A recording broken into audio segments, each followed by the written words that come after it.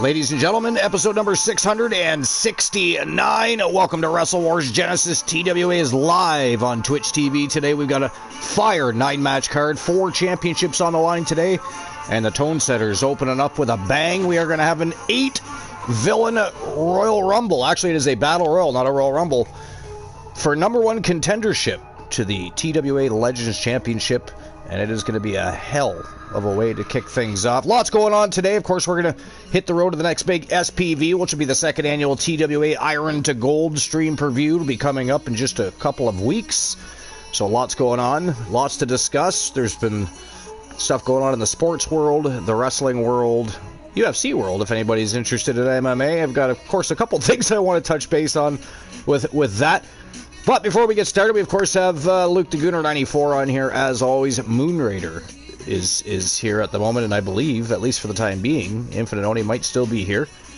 I am for now. He is for now. He does have some stuff to take care of, so he might have to rejoin later. But anyways, how was your day, guys? Start with Oni, I guess. How was your day? I know we talked earlier. You said you had fallen asleep at some point.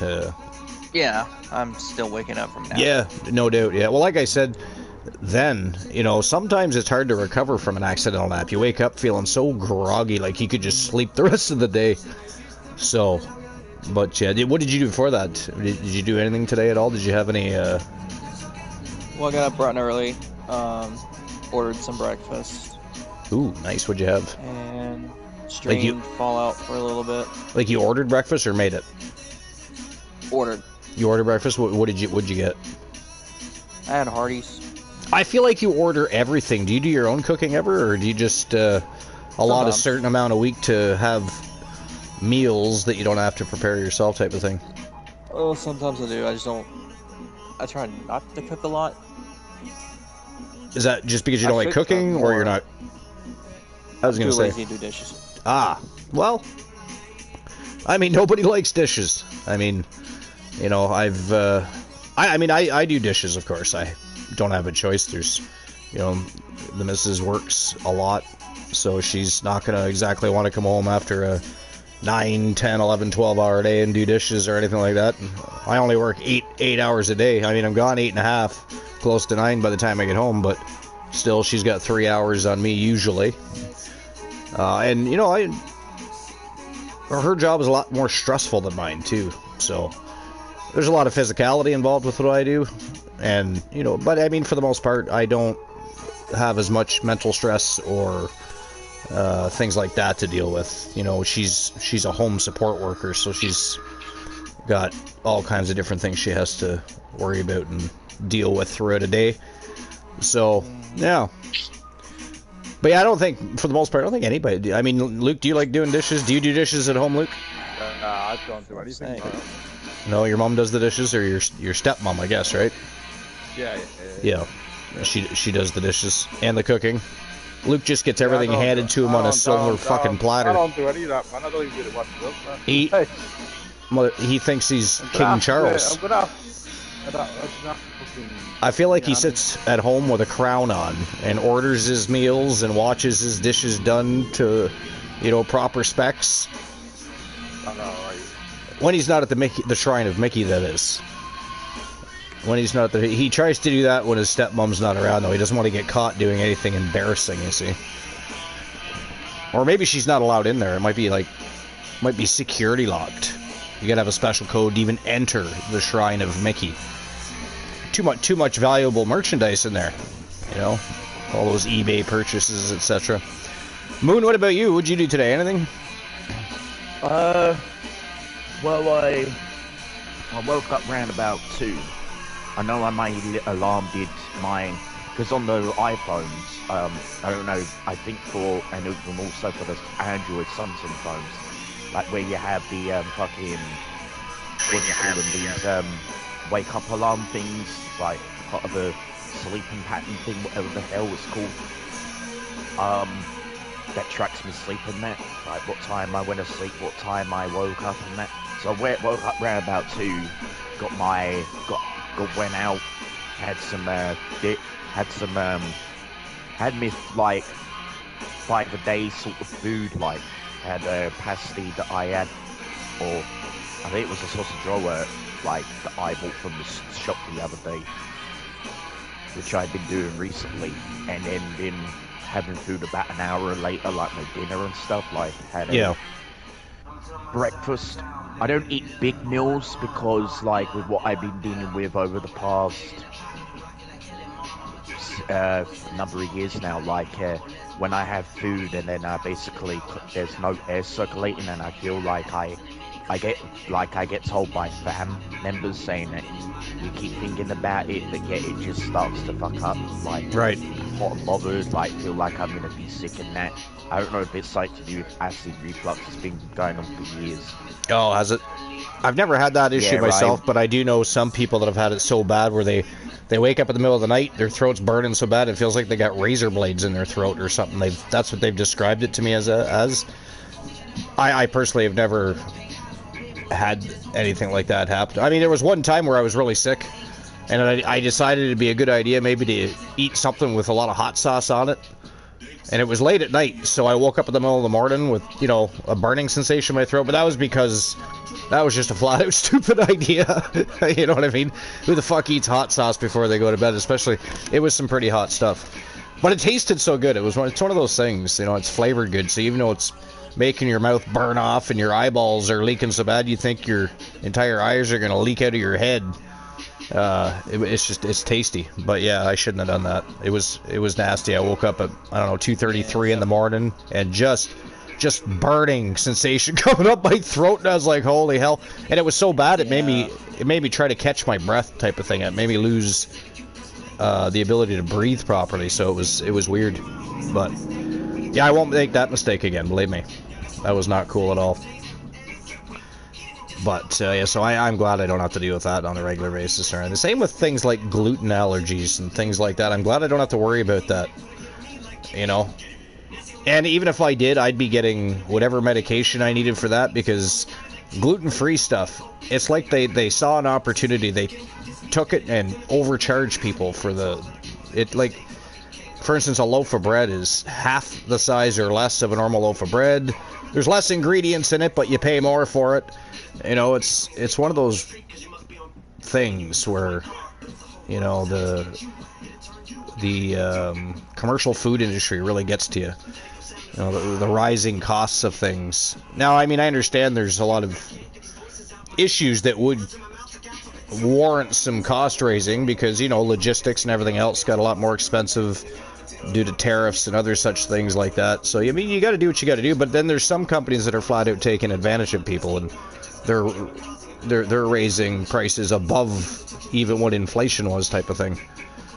So you got to do what you got. But I mean, I wouldn't want to pay $8-9 for a little small loaf of bread that probably doesn't even taste good. So I would just be getting medication and dealing with it is probably the cheaper route. Some people just look for that gluten-free stuff, but I mean, I don't know. I think North America has the biggest gluten-free problem probably in the world. And it's likely all to how we've, not just the different lifestyles of eating over the years, but I mean, there's many things that contribute to allergies, even simple things like not getting enough, germs and bacteria that our body actually need that we're busy killing off when we're spraying things down in our house, etc. There's all kinds of weird things that have backfired on us over the years, But, so have you, had acid reflux your whole life, Moon, or? I've been dealing with it since 2019. I've been getting told it always nothing to do with that. It's something to do with fucking Budweiser and that. I tried Coke. Back then I was in this pub, and I had a meal back then, and basically I had cola, and then I got offered Budweiser, and me back then, I was drinking Coke, had a drink of Coke, and then I also didn't get to finish it. I didn't get to finish it at the break. So then I had it all like Budweiser and Pepsi or Coke mixed together.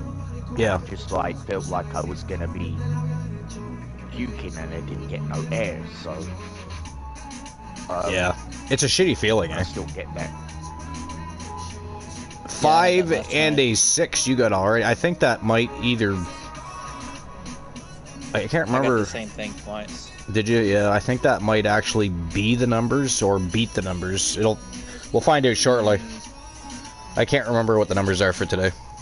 Wait. By the way, what are we talking Mufasa, I about? do see you. Dice or Welcome in, what are we Mufasa. talking about? You played dice. You had a 6 and a 5. Yeah. Yeah. 6 and a 5, Thought it and had to be a pair though. And I see you answered the question whether or not you think they had the correct choice for the Battle Royal winner on Raw. Oni says no. I agree with Oni. I do agree with Oni. I matched the dice. You did match the dice? Did it come up? Okay. Yeah, Perfect. 5 and Who else do 6. you think would have won it? Oh, that was actually in it, because there wasn't many people that really. Well, I mean, LA Knight was in there. That would have, personally, Yeah, I that would have guess been so. my pick. LA Knight versus CM Punk would have been a good match. Yeah, I mean, they of course left out Bronson Reed and Braun Breaker. They were barred from participating. I feel So, like they just tease LA Knight all the time. I know. Like, when are they going to finally pull the Yeah, give him trigger on world that? title opportunities, but he's not going to win. Unless they're going to give him a WrestleMania moment, that'd be nice for him too. But I is it don't going to think be? he'll ever win it. I don't think he'll ever win it. Well, he'll win it. It's just not going to be when the rest of us want it. Sometimes they listen to us. Other times they just want to keep teasing us. You know, Yeah, we they'll can. probably try and give us it eventually. Or it's going to be one of those stupid situations where he wins it and then gets Money in the Bank cashed in on his ass. Oh, You know what I no, mean? so he's that pissed you off at. I telling you right now, I could see that happening. I could see. Or yeah, I don't know. Who is the Money in the Bank holder right now? What do you mean, like straight away? Did Money in the Bank was already cashed in, was it not? Yeah, it was. Yeah. Yeah, because it that's how was Seth Rollins became world champion, yeah. And now Money in the Bank isn't until September next year, so we've got almost a full year to wait. They moved it from June to September for whatever reason. They must be doing a mix-up of the PLEs, is what I'm guessing. It was pretty obvious Seth Rollins was cashing that Money in the Bank. I'm gonna go ahead and guess right now that Braun Breaker wins the Royal Rumble. That's what I think's gonna happen. But what do you think? Who do you think wins between CM Punk and Jey Uso? Hopefully CM Punk. I read today that there's a possibility the WWE, for whatever reason, may end up leaving the World Championship vacant after the Saturday Night Main Event. I think that would be a better way. I didn't read the article. I should try and find it, actually, and we should check it out and see what that's about. Before we continue any conversations, we may as well get the show on the go. We do have 9 matches, 4 championship matches to get to. We've got the unveiling of 2 brand new, beautiful championships. Both the One Championship has been redesigned, and the TWA World's Championships. Both of those divisions have been fire so far here in Season 6. And I loved our belts, but I thought we need to have championships that represent the fire that is being displayed by these divisions here in Season 6. So I changed them up. I like every one of our other belts. I'm not dissatisfied, but I kept looking at the TWA World's Tag Team Championships in particular, and of course the One Championship, and they kept bothering me. And I was trying to figure out, well, what reason am I going to use to change these belts? But that is my reasoning. It's just they needed to be sexier championships for a sexy season so far, because I mean the One Championship division and the Tag Team Championship division has been absolutely ablaze so far in Season 6. It's been awesome.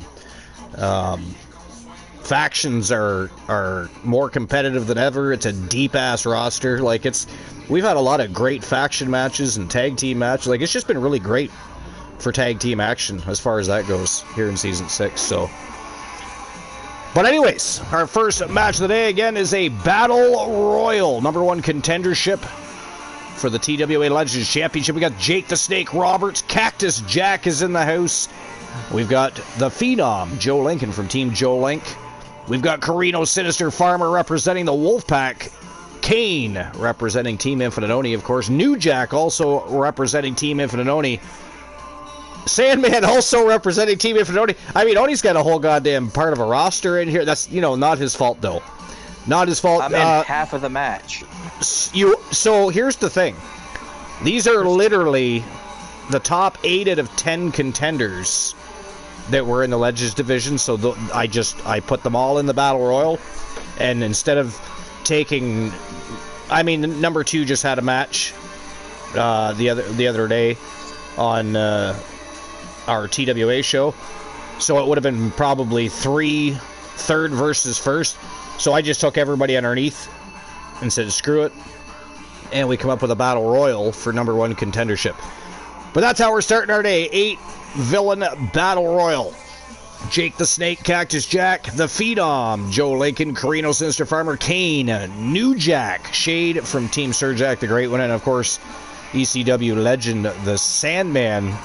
So yeah, Oni, you've got a better than average chance. Yeah. In an 8-person match. You have a better than average chance of actually winning this Battle Royal here.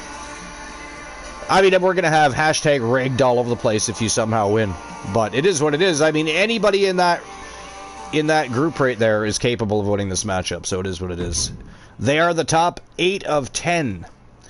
And that's the way we're rolling. But here we go. Tone setter of the day. Battle Royal number 1 contendership to the TWA Legends Championship, currently held by our newest Triple Crown winner. Speaking of which, I have not put him in the Hall of Legendary Accomplishments yet. I should probably do that after the show, so I do not forget. I do have to do that. 6 seasons, and it's the first time he's ever been a Triple Crown champion. That's kind of hard to believe, considering Christian Hart has been in a lot of feuds and rivalries and been champion so many times. But again, the women are doing a much better job with Triple Crown and Grand Slam championships than are the men. But not hard to believe. How many times have we said it? Like, man, the women's divisions, I think, are outdoing the men a lot. On any given show, doesn't even matter which one. Doesn't even matter which one. All right, here we go. Battle Royal time. Who are the first 2 participants going to be?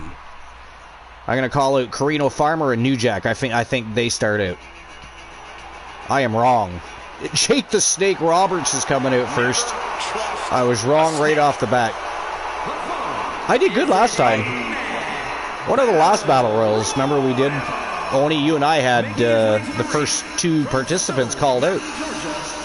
Not this time. We were incorrect. Wrong. Cactus Jack is number 2. Cactus Jack is number 2. Random orders, so you never know, but I'm starting to wonder if a lot of the time when they put the poster together, the picture at the beginning of the match, if that's the order they're going to follow. But then again, I've seen that, and then all of a sudden the champion doesn't even come out last. Although this is not a championship match, is it a contendership match? So there's that too.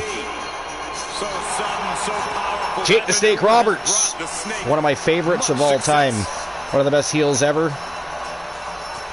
One of the greatest minds of the business. Way ahead of his time. It's too bad he had so many demons as a young pro wrestler, because that guy would have made a fantastic... Yeah, alcohol really got to him bad. And, other things too. But alcohol was his worst enemy. It was, yeah. And did I tell you? Oh, yeah, Cactus Jack. Yeah, you're right. Wow, Jake Roberts and Cactus Jack going to slug it out to open up this 8-man Battle Royal. One of the 4 faces of Foley. I always say 4, not 3, because at the end of the day, he started using Mick Foley too, and that's another face. It is another face. If he hadn't have entered the ring to wrestle as Mick Foley, it'd be one thing, but he did. He did. So there was Dude Love, Cactus Jack, Mankind, and Mick Foley. That's the 4 faces of Foley. Here's another little tidbit about Mick Foley. Mick Foley. Do tell. Did everyone know that back even in the golden era, Mick Foley wrestled under the name Jack Foley? Did he really? You know what's funny? I didn't know that. Yeah, he was around back then. I did not know that. Jack Foley. I mean, most of the time I seen him, he would be under Cactus Jack, usually. No, I remember watching Mick Foley's greatest hits. It's one that the locker room has wanted to see. It's one that the WWE You kind of cut out there. It's one that I've been waiting to see. I remember watching Mick Foley's greatest hits and misses. Oh. Back when DVDs were a thing. Yeah. I mean, they still are, but... Yeah, well, I mean, they're talking about... But anyway, the point is, I think he mentioned something about it, or I mean, you can look that up, but yeah, he had a name. Like, he wasn't like big or anything like that. He was like maybe a local talent or something. Yeah. Apparently DVD and Blu-ray sales apparently have skyrocketed because people are kind of tired of the streaming. Like and plus you got to, you know, wait for certain things and or have ads. So a lot of people going back to binge watching things on discs to the point where they're talking about increasing sales of discs again. It's interesting how that works, right? Because for a few years nobody wanted anything to do with discs, you know. You didn't see as many movies being released to Blu-ray or DVD. Now they're all popping back out again, slowly but surely, and I guess that's why. Apparently, disc sales have skyrocketed. People like being able to have that physical content at home. They can watch it whenever they want. They don't have to worry about buffering. They don't have to worry about subscription. They don't have to worry about waiting for, you know, through ads or anything else. So, I mean, I get it. I mean, I still think it'll fade out eventually over time. But I think we got a while to wait. Yeah. We got a while to wait because streaming isn't as great as it's made out to be.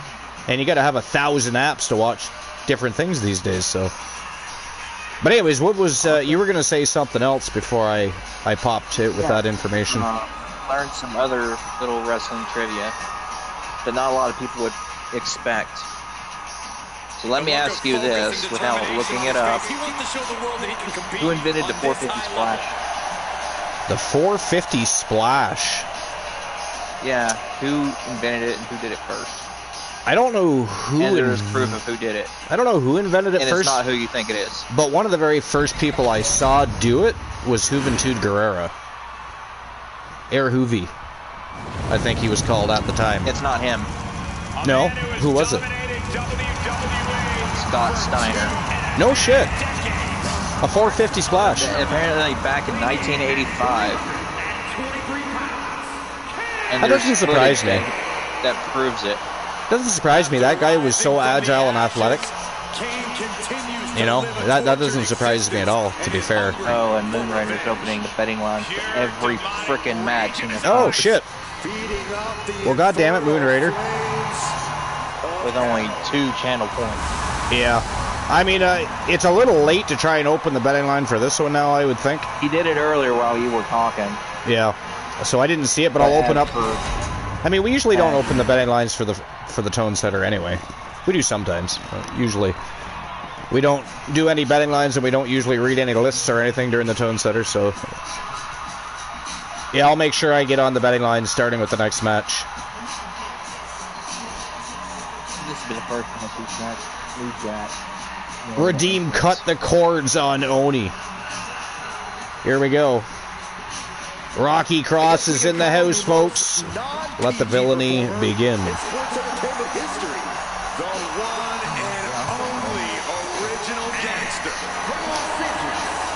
New Jack in the house.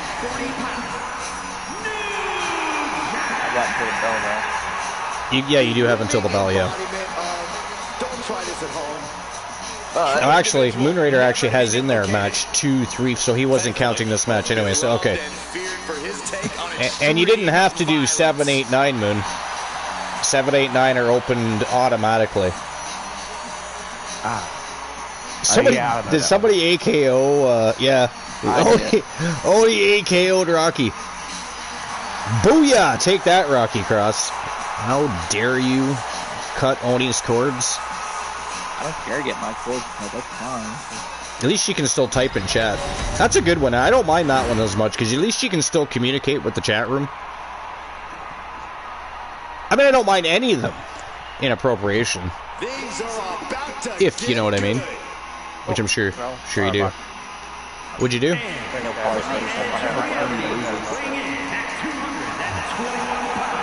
The Outsider Shade, former WCW World Champion. He was very close to defeating Humboldt C.R. Kane's record of holding a championship, a world championship, for a month and a week.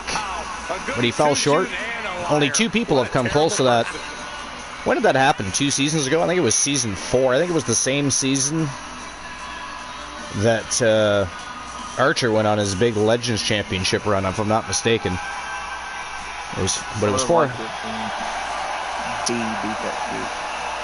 Yeah, me too. I actually thought that was going to happen, but I believe it was Team Moonraker and Queen Dust that squashed that from happening. How dare you, Team Moonraker?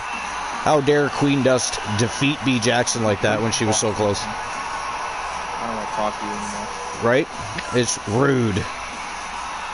Kick him out of the book, man. But yeah, question of the show, wasn't the right choice, Moonraker says. Yeah, that's 3 of us that agree. Rocky Cross, what about you? I agree. That's 4. Luke also agrees. Jey Uso was not the correct choice to win that. Anybody else? Mufasa, Rocky Cross, or anybody else who wants to answer the question of the day? Here comes the Sandman, ECW legend. Former ECW World Champion he is. I'd rather see the Sandman than Jey Uso. By the way, before we forget to discuss it, we had discussed potentially doing so we have Ladies Night. We were also discussing a potential Legends Night where it's all legends. If we do that, which is a great idea, I think maybe certain championships could be utilized, like some of the ECW championships and so on and so forth, for a Legends Night, because that's not a show that'll interact with the others, right? Not like Ladies Night will, but Legends Night would not, because it's just a night for legends only. But you know, you could have matches for the ECW World Championship. I mean, we could take promotions that are no longer existing and or flailing in our universe and put their titles in there up for grabs. Imagine the matches we could have, though. You know, Sandman versus the Giant. I didn't mean to say the Giant. I meant to say Taz. Don't ask me why the hell the Giant came out of that. But anyways, just forget I said the Giant. But the Giant would be a good one to have against, say, Kevin Nash or Hulk Hogan. And there's so many great matches we could have. You know, Macho Man versus Ricky Steamboat. Jake the Snake versus pretty much anybody. Pretty much anybody, Jake. There's one match confirmed. Yeah, one match I know is confirmed is Hulk Hogan versus Mr. Wonderful Paul Orndorff in a blue steel cage match. Yes, blue steel cage match, yes. That's my favorite cage. I actually wish they'd bring that back. I've never liked... It was like... It was... They were good. Yeah, it was a little bit different. It was dangerous, so to speak. I mean, a lot of people got hurt in that thing. So I get it. I've never been a big fan of the fenced-in cage, if you will. Well, not if you will, that's what it is. But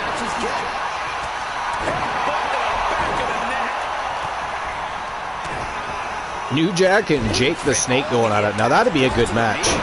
Jake the Snake Roberts versus New Jack. Imagine that Extreme Rules match between those two. Kane going after Shade and choking the life out of him. Carino.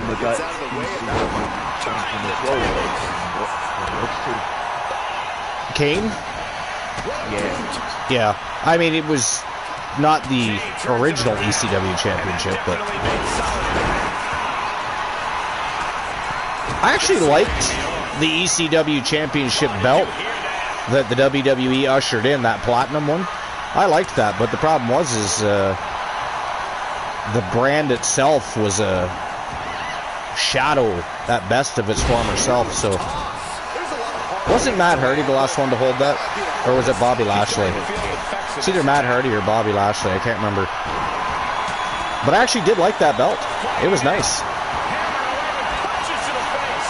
It was a nice championship. I'm really hoping they change the WWE Undisputed Championship at some point still. I've always hated that championship. I don't even like calling it a championship. It's more of a belt buckle, an oversized giant belt buckle. Literally designed just to plug the WWE network back in the day, you know what I mean? Yeah, I mean, it worked. Definitely worked, so there's that. I don't mind it being a logo because, you know, they use that championship as a logo now, too. As a logo, it's fine. As a belt, as a championship, it is grotesque. Sandman has been eliminated. We are down to 7. So, unfortunately, Team Infidoni has lost one member. But he's still well represented in there, so I'm not surprised to see Joe Lincoln and Carino Farmer in there going at it. They've been going at it pretty much this entire Battle Royal. A lot of time spent in the ring between tag team and singles competition between those two. Rivalry renewed. Phenomenal Soul and the Wolfpack have had many battles. Jake the Snake is out of there. Cactus Jack is also out of there.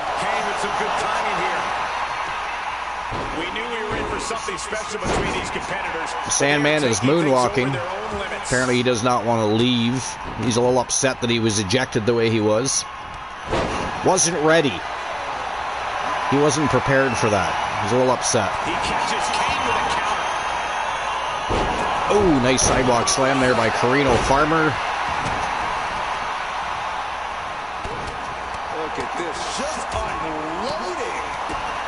New Jack was laying a beating on Carino Farmer, but Joe Lincoln wants a shot at New Jack. Tornado kick to the face by Shade. I mean, it could definitely happen. It could definitely happen. What we got? We got Carino Farmer, the Phenom Joe Lincoln, Shade, Kane, and New Jack are left.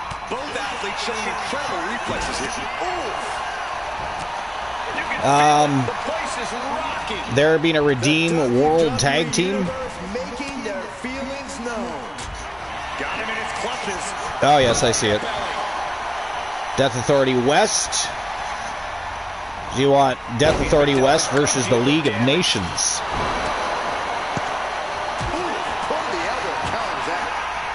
I mean, as a tag team. Well, so Death Authority has North, South, East, and West now. North and West are Rocky and Tessa. South and East are Boss Apollo. Which is, of course, Joe and JoJo Davis, and then Big Farmer Jackson and Nikita Davis. And then Tessa and Morgan James are West, and Rocky and Mad Dog are North. Oh, I think I kind of fully understand it. Yeah. At least somebody does. New Jack going upstairs. Oh, changed his mind. He saw Carino Farmer coming. I think he was going to attack Shade. But New Jack was gunning for him. Should have just launched at New Jack. I don't know why he jumped down like that. Oh, gut buster to Kane. Shade just keeps sneaking up on people. Have you noticed that? He keeps coming up from behind on people. Not that I really blame him. They're all a lot bigger than him for the most part. Lincoln Ride. Down goes Shade. Carino Farmer in trouble here. New Jack looking to eject him. Oh, Kane. Big sidewalk slam to Joe Lincoln. Carino Farmer. Big Irish whip to the corner of New Jack. Farmer with a spear. Took New Jack right off his feet there. See, look at Shade. He's just waiting. Oh, wow. He actually, did you see that? He tripped. Wow. Shade literally tripped New Jack as he went into the ropes, and Carino Farmer just knocks him over the top rope. That was like an inadvertent assistant for Carino Farmer right there. What the hell? So we're down to Shade, Kane, and Carino Farmer as the Phenom Joe Lincoln is also being eliminated here. Maybe Kane's to win. Kind of thinking of it. And maybe Shane to get back into the title.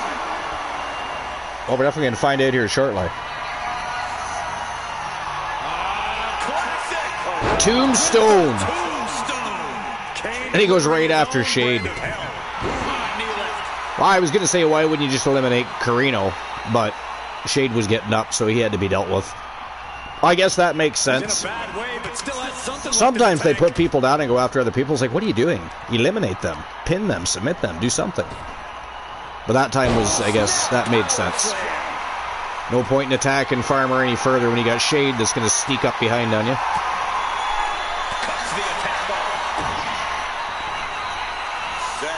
Carino Farmer, oh, brainbuster. Shade in big trouble here. Shade is, oh, he's got it. It's down to Farmer and Kane. Oh my God. Kane kicks Farmer off. This might end up being a slobber knocker to finish things off between these two crazy villains. Oh, Farmer's in trouble. Kane looking for a choke slam here. Here it comes. Maybe not. Kane changed his mind. Oh, big back body drop by Carino Farmer. I don't know why Kane changed up his... Is he going to try and choke slam Kane? It looked like he was going to. He had his hand up. Like he maybe was just mocking Kane. I don't know. He's going to spear him. I know that. Here we go. He lands it.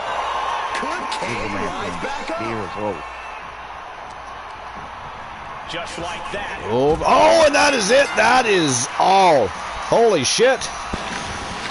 Ladies and gentlemen, that is it. That is all. The winner of the match and your new #1 contender for the TWA Legends Championship, representing Team Cornhusk Show.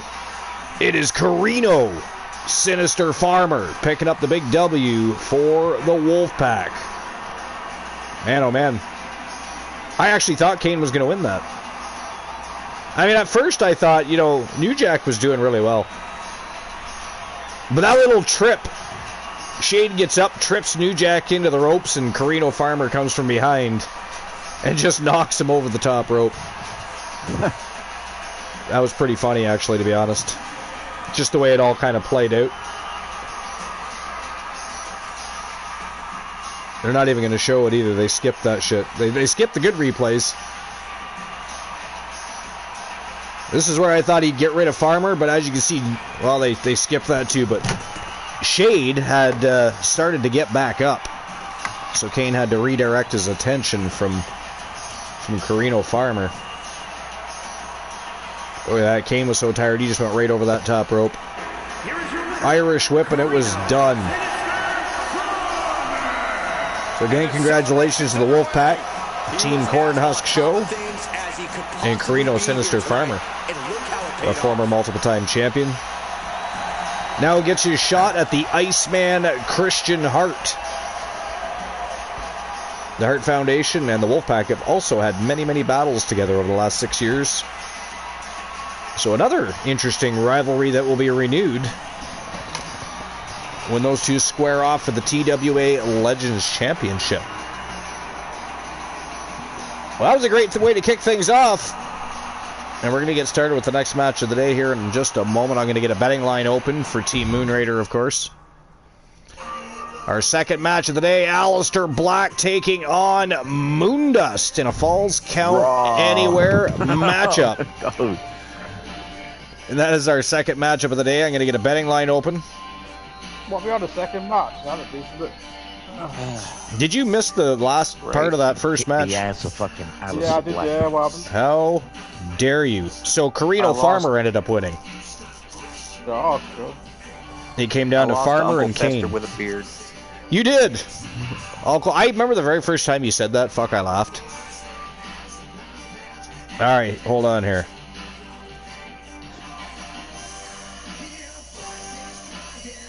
Oh yeah, betting line. Fuck, I wasn't even doing the right thing. All right, here we go. So who walks out with the W? Is it going to be Aleister Black or Moondust?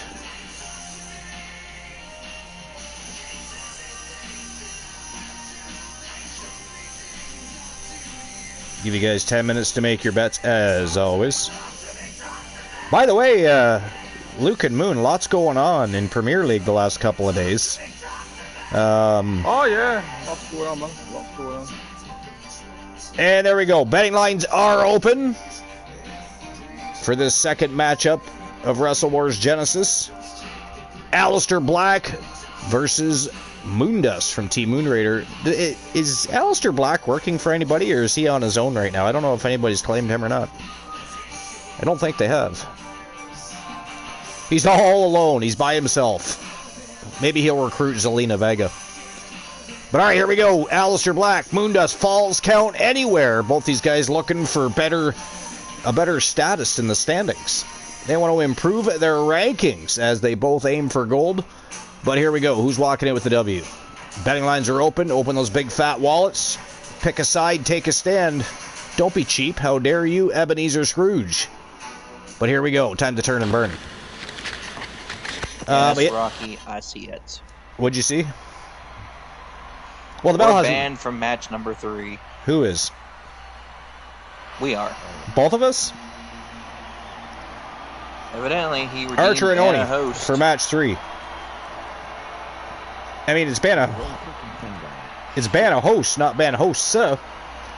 Oh man, guys. Unless you're, you can only pick one. Unless he's using the cut the cords and the ban of the host for this match number 3, I suppose. No, I just saw one command. I don't care. It's not. It doesn't bother me. It's fine. It is fine. I mean, I got shit to do anyway.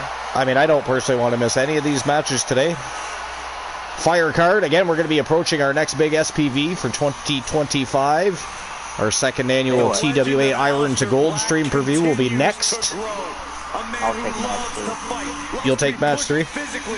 Well, actually, it says Archer and Oni. I don't know. Yeah, but I can redeem ban A host, not ban.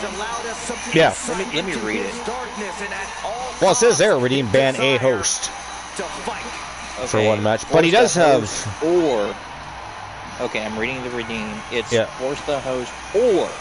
Keyword or any of our co-hosts to communicate with TWA via chat room only. Wait a minute.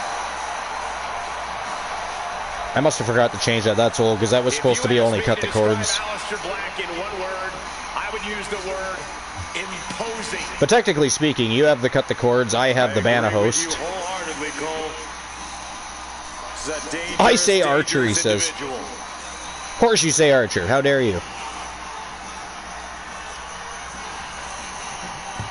You're lucky I can't ban you from your show. I would come in and that's all I would do the entire time I was there. the only a lot happened in Premier League. Well, and yesterday there was quite a bit going on in general, actually. I was going to bring that up. Yeah. One of my favorites. Let's see. So, like, there was games from yesterday and today. But yesterday, we had Chelsea and Sunderland. Chelsea lost 2-1. Yeah, I see that. Yeah. So that was interesting. Newcastle was... They beat Fulham 2-1. Yeah. Man United over Brighton 4-2. Hang on. Archer. Yeah. So let's look at the wording here. It says, force the host or any of our co-hosts to communicate with the TWA community via chat room only for 15 minutes. It never said anything about the broadcast booth. Fair. It says chat room only. Well, that means we can only communicate via chat room. But I thought that was supposed to be for cut the cords, not ban a host. I thought it cuts the cords for chat room only. No. Cut the cords is for the broadcast booth, and you can only communicate in cords as in your vocal cords. To communicate. Oh, okay. Yeah. I thought it removes. Okay. But it's fine. I guess you and I get a break for matchup number 3. Sadly, it's going to be a great match. I'm expecting a Walmart order anyway for my mom, so I got to help her with that. So it's convenient for you at the time. And here comes Moondust. Former multiple-time champion in other promotions, looking to secure his first journey to gold here in TWA. Going to take on Aleister Black to try and make that happen a little quicker here today. Try to improve those rankings. I'm still stoked at Moondust beat Archer. Are you? How dare you? How dare you revel at Archer's dismay? Well, Rocky had a show earlier today, and Moondust and Archer were in the submission match. Archer beat the holy hell out of him, submitted him I don't know how many times, but for some reason, Moondust was able to stay alive, and eventually Moondust tapped him out with a mandible claw. Yeah. Indeed, it was kind of embarrassing, actually, in DWA. A 100 January lost to an 80 Rocket. That could definitely happen. In January, was beating her ass. Especially in season mode, because whether you're ranked 0 or 100, your wrestlers, as they go through matches, still pick up attribute and experience points. I've tried to tell people some reasons their characters aren't doing as well at some points is because they've changed their wrestlers too much. So the wrestler they had that was, say, 7-1 and doing very well just got switched out for a new wrestler, so it's starting at scratch again. It doesn't have the same momentum. It hasn't been through the same trials and tribulations through the season. All that stuff matters when it comes to universe mode, right? So. Yeah, it does. Yep. Exactly. Yep. So that's why some superstars suddenly start not performing as well as they were. I have an idea. You have an idea? So we're out match 3. We are. Why don't you find the top greatest Mickey James match? Fuck yeah. And something and just read that. Yeah, you should, man. That'd be a great idea. Inform people about Mickey's best matches. Or a full breakdown on her career or something. Just talk about Mickey James the entire time. Not to mention, who better to inform people about the great Mickey James than, of course, is her secret lover, Luke the Gooner 94. Mickey James is fucking fabulous. Tell us all about her. Well, I'll tell them. Technically speaking, we're banned. All we can do is listen. We can't even comment. Well, actually, that's not true. Only could if you wanted to, through chat room. Myself, however, nada. I just have to listen and watch. You could be literally running me down and calling me names, and I couldn't say anything. How dare you, Rocky Cross? Ghastly. That's the greatest storyline Mickey James has been featured. Yeah. The threat of being pinned anywhere at any moment. Yeah, I'm sure. Yeah, see what you can find before the end of this match and come up with something cool. I don't think he has to find anything. He knows her career. That's true. He could just talk about her. Tell us all about her date of birth, what city she was born in, what school she attended. Did she go to prom?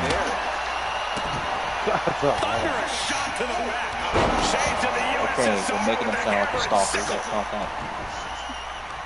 Yes, take it easy. He's definitely not a stalker. He's too fucking lazy to be a stalker. He sits around like King Charles on a throne, wearing a crown, having everybody do his bidding for the day. He's like, people have told me that, and I don't get it. Mom, I want some popcorn. Mom, I'm gonna let Buddy out. Can you get my popcorn ready?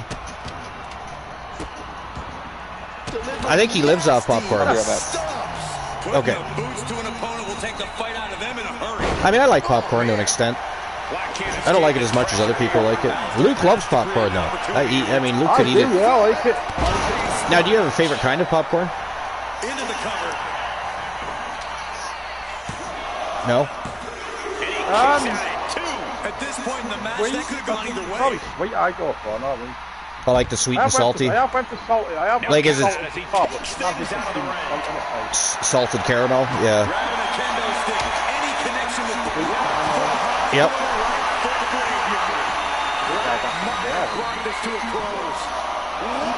But yeah, so Man United also beat Brighton 4-2 yesterday. Brentford beat Liverpool 3-2. That one surprised me a little. I actually thought Liverpool was going to win that, but the Wolves fell. Yeah. The Wolves fell to Burnley 3-2. You know what? Although, if I'm not mistaken, the Wolves are at the bottom of the league this year, aren't they? So I guess I shouldn't be too surprised that. Second bottom of West Ham right now. Yeah. So I guess I shouldn't be too surprised Burnley beat them. Arsenal, of course, played Crystal Palace and beat them 1-0. That was today, though. That wasn't yesterday. That was today. That was this morning, our time. Yeah. And I'll be honest, I was surprised to see that Aston Villa beat Man City 1-0. 1-0. I mean, they are. I still didn't think they were going to beat Man City, but Bournemouth over Tottenham Forest today. Or Nottingham Forest. You know what happened there is I was trying to read the Everton versus Tottenham and the Bournemouth versus Nottingham Forest at the same time, and started to blend the two names together. Tottenham Forest. You guys have a new forest now. Tottingham. Instead of Tottenham and Tottenham. Yeah, they're different. Yeah. Tottenham Forest and Tottenham. But fucking Tottenham won 3-0. Nottingham Forest, however, lost 2-0, 2-0. So, interesting couple of days for Premier League. So, let me see here.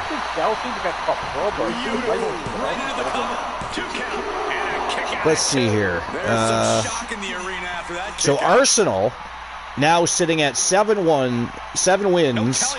Almost said ones. 7 wins out of 9 games played. They have 1 draw and 1 loss. And they've got 16 goals for this year so far. They're just 1 goal behind a few other teams that are now at 17. Like Tottenham has actually scored 17. And ladies and gentlemen, that is it. That is all. The winner of the Falls Count Anywhere matchup. It is Aleister Black. Pick out a big W over the newly inked Moondust from Team Moonraider. I don't know. I mean, that was a good match. I'm starting to think, though, that Moondust might have underestimated Aleister Black a little there. He didn't seem to perform at the same level he normally does. I think I'd like to see them run that one back. No, he didn't at all. I'd almost like to see them run that back. I think I would. I mean, Moondust had, or has, Aleister Black wearing a crimson mask. I mean, it was a good match. It was a good matchup. It looked like Moonraider was going to win. Somehow Aleister Black able to persevere.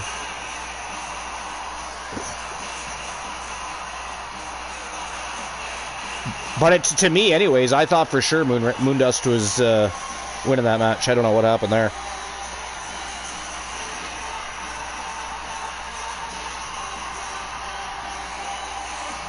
Very interesting.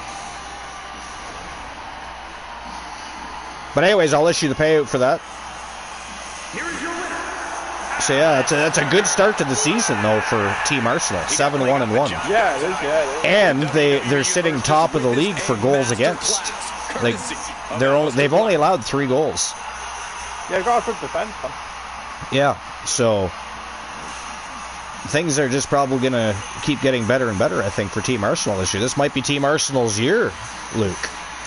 Might be their year. It's a bit early, though, right now. How dare you cast doubt and shadow on Team Arsenal? You, sir, are not allowed to be a fan for the rest of the year. You're going to have to start cheering for Crystal Palace. I'm sorry. They are offended. They do not want your money for their merchandise. Did you hear that, Moon? Wow. Luke. Next thing you know, he's going to be betting against Mickey James in a match. Then you know what? Then it is time to shut everything down and everybody needs to go to bed for the night because we're stuck in some sort of weird parallel universe. Some weird parallel universe. We need to sleep that shit off. Alright, winner of the match, Aleister Black. There we go, payout has been issued. 18,000. Go to Oni Shinobi FU. Welcome in, Oni Shinobi FU. How was the rest of your show, my friend? What I saw, Freak Show, was fantastic. Some absolutely stellar matches. I even threw my hat in on a prediction. I believe I got some of the pie, too, not to mention. So that was nice. I got to take some money from somebody over at OFW. But yeah, he had his Freak Show today. And it was very cool.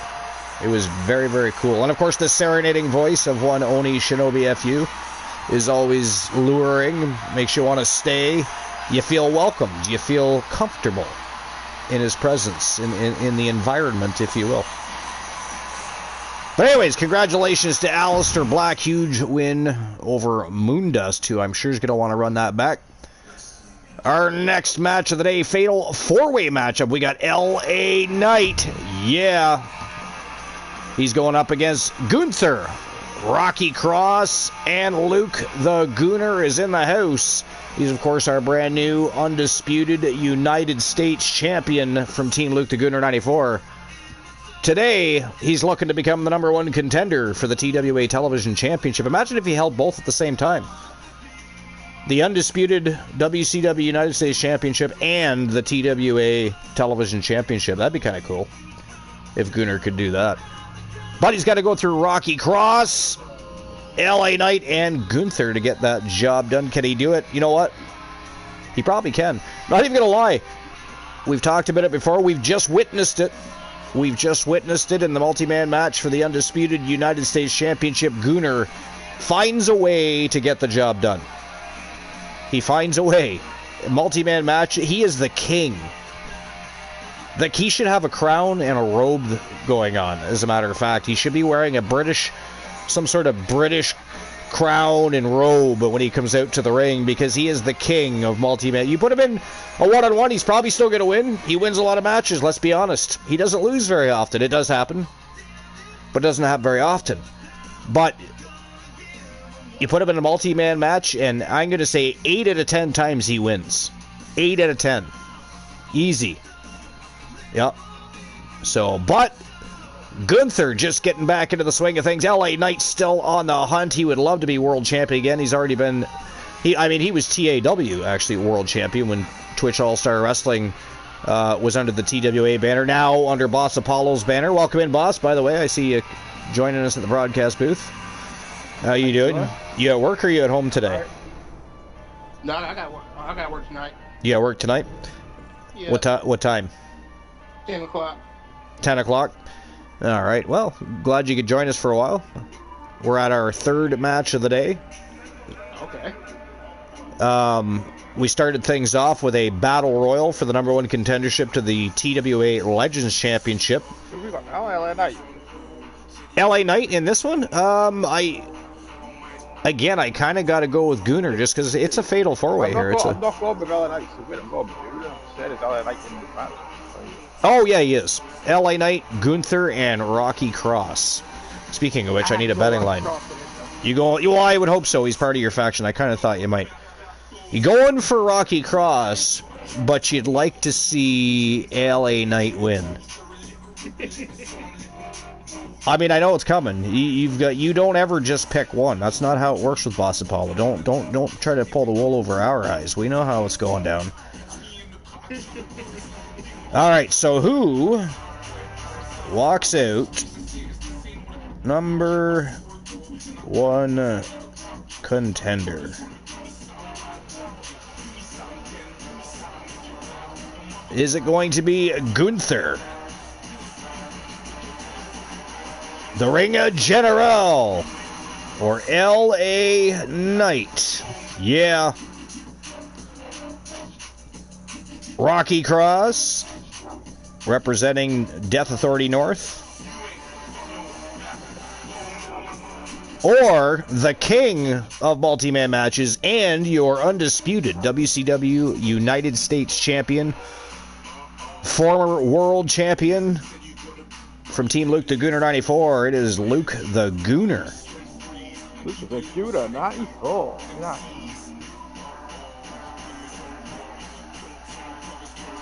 I don't know why it won't let me adjust. I always gotta dick around with things to be able to access the submission period. 10 minutes as always.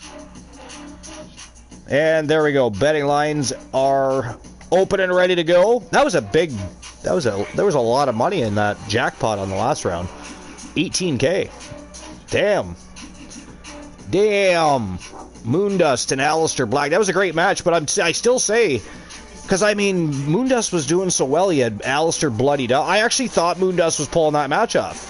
I'm not gonna lie, but go back and watch it. You'll see it for yourself. Moondust had more control time.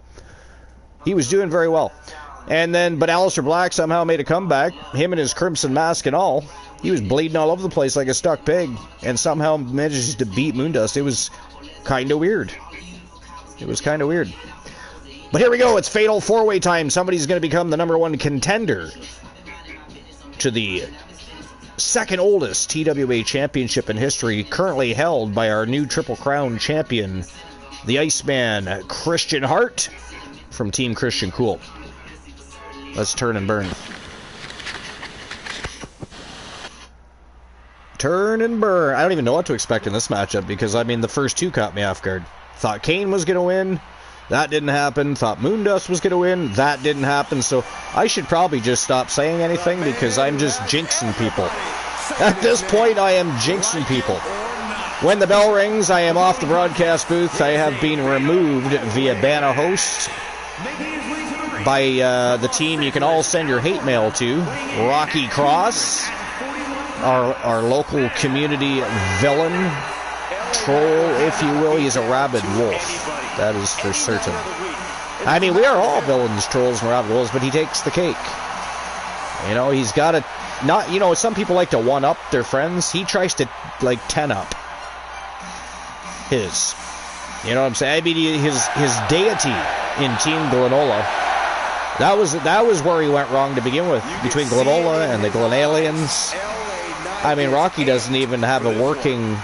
You know, he's not even in control of his own thoughts and mind anymore. It is what it is. He's just a pure villain now. He's like what happens when you give a Mogwai water. They turn into gremlins. That is Rocky Cross to a T. But sadly, when the bell rings, I am out. I've been removed. I've been banned by Rocky Cross, ladies and gentlemen. Make sure you all tell him how you feel about that. Send him messages. Send him DMs on Discord. Make sure you tell him how you really feel about it. 6-1, unlucky. Infinite Oni. Oh, you got a 6-5, so you and Oni, when Oni returns, actually have to have a roll-off. That's what he has. I forget what the numbers are for Blackjack. You'll kind of have to wait till they pop up. I want to say it's 18. I could be wrong. I do want to say it's 18, though. It should pop up momentarily. If it hasn't already, you might be able to scroll back and find it, maybe. I'm actually scrolling right now to see if I see anything. By the way, has anybody been watching... and we were just talking about some football. I'm sure we'll talk more about it. Luke and Moon and I like to talk about football. Sorry if it bores anybody. It is a podcast, motherfuckers. We talk about a little bit of everything. We gotta. Whatever you want. Yeah, fuck everyone that doesn't like football. And I'm not talking about American gridiron football either. I don't mind that. But I don't like it as much as I used to. I don't enjoy it as much as I used to. But, you know, real football, you know, European and English, and I've never paid too much. You know what's funny is I've never paid too much. I've, of course, you know, watched the European leagues, but I've never paid attention much to the Spanish league. And a lot of people seem to like the Spanish league. What is it about the Spanish league people like? Because most people say Premier League. I mean, a lot of people, everybody likes World Cup, blah blah blah. Everybody's going to say that, especially if they're new to the sport. Of course, they like the World Cup. But I mean, every league's different. Yeah, and each has its different rule sets too, so to speak, do they not? Like certain things are different depending on the league.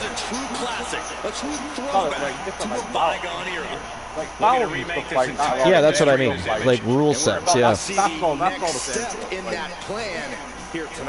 What would you say is different about it?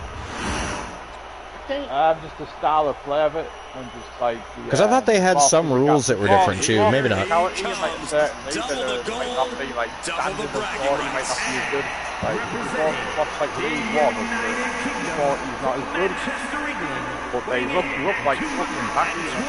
Yeah. And there he is, ladies and gentlemen, from Team Luke, the Gunner 94. He is your reigning, defending, undisputed WCW United States champion. Oni loves your mask for this season, by the way. Oh, you were on here for that, weren't you? I think you might. Yeah, I think you might have been on here when we were talking about that. I thought it was a cool added touch. Gunner looks badass this year. He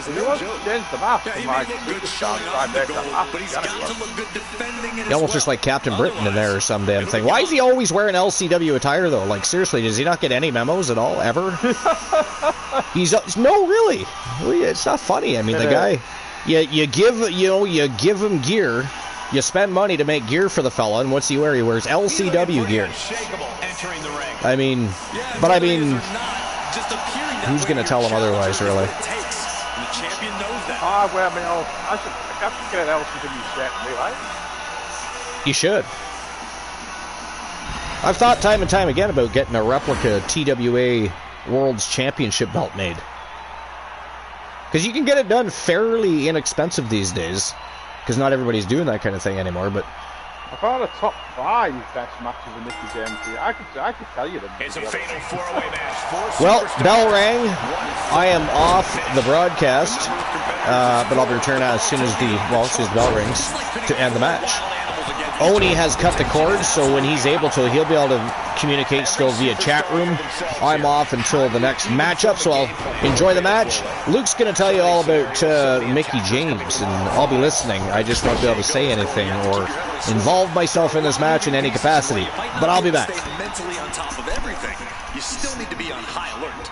Gunther got surprised there. Oh man, a little extra luster behind that kick. Russian leg sweep. He connects with a counter. Brutal club. Oh, the elbow connects. He pulls off the reversal.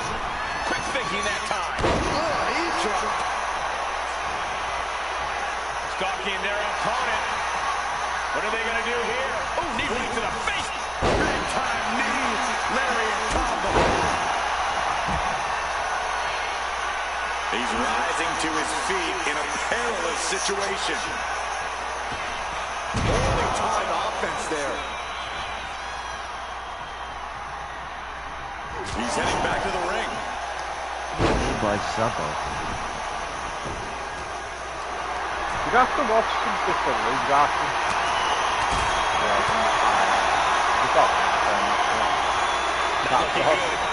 I've not watched the Spanish league. Unless it's just on my TV because they show some of it. Some hits, but in a fatal 4-way, you expect to get a little roughed up. I don't know. Hit hard, straight into the pin. And now we see knife. Like, Ducks under, overhead. I used to watch Barcelona. My them as well. My like the top Spanish team, I would rather. Oh my goodness! What a smash! That is just insulting. My cousin insulted people by more. I think he more leans on to Chelsea a lot more. It's just like with me with Barcelona, like I would go for more Chelsea, lean towards Chelsea a lot more. He breaks the pin. Oh, he slipped out of harm's way. Put in the corner now. Boom! What a right! Nicely done. Backdrop suplex. Neck breaker. Knight moves out of the way. Hooked up. DDT. I'm alright with Real Madrid though. Like them when Ronaldo was there. Still like team now. Never replaced in the match with that team now. So, but it's just like.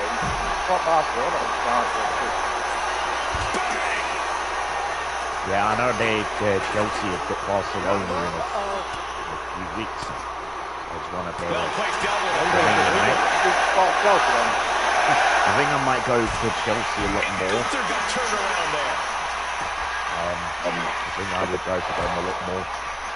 Because they're English team. English team to me.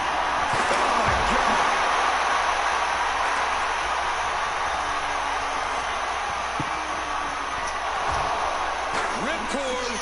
Oh my goodness, nasty line. Gunther just beheaded him with that lariat. Disrupts the attack with an elbow to the gut. Oh man, he is fired up now.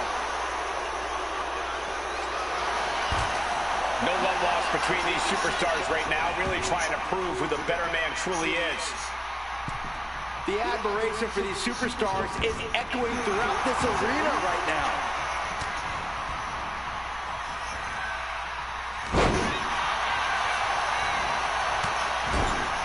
The megastar looking for BLT. Knight stamping an end to this. Knight might be looking to fly. Oh, get one. Now Gunther looking to secure the match. Stopping the pin. That's good straight and go. Good straight in there were right with me. I haven't had no I haven't had like a crash from there. Like when it comes down to doing my shows for months. Outside of that, where I used to play with a few people, play with my GM with a few people like my GM, but then basically it kept crashing, like what it was gonna do on me and stuff. Kept crashing multiple times. Yeah, I was doing my GM with a dude that I was friends with, and then they basically was, side alongside others, so I used to do it with them. But with one of my friends I've known for years,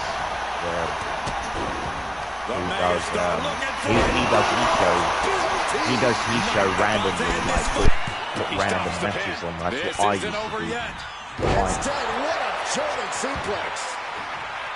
It's like put my character in a match. Like my character used to be like absolute pandemonium in here, and it's all because of the willpower these superstars are showing. Even though we was went through a different my alter ego now. We used to go through. But as Moon does, used to go through like a fucking different name back then. Used to go by my real name. Due to circumstances, changed from, used to be known as Demon King, and moved on to, because of like the Finn Balor side. I can't see this going on much longer. We'll be getting into a dire situation soon. Set Buckley, side Russian leg sweep. Oh, ooh, harsh kick. Has them hooked. Rolling cutter. Immediate cover. cover after the impact. 2. Got it. No, just a 2. You are not alone in your shot, Cole. Uh-oh. Here it is. Style clash. Is it enough to overcome Gunther?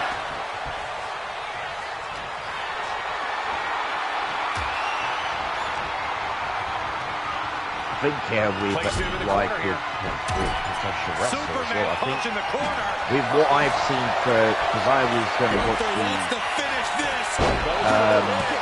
the IWGP Intercontinental title match between Shinsuke Nakamura and AJ Styles back during their time in New Japan from Wrestle Kingdom 10. The way Nakamura was treated in Japan, holy shit, he was on a completely different level.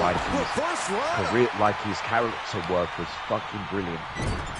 Just before he made his way to WWE, this was before AJ Styles a few weeks before. Back then, Wrestle Kingdom 10.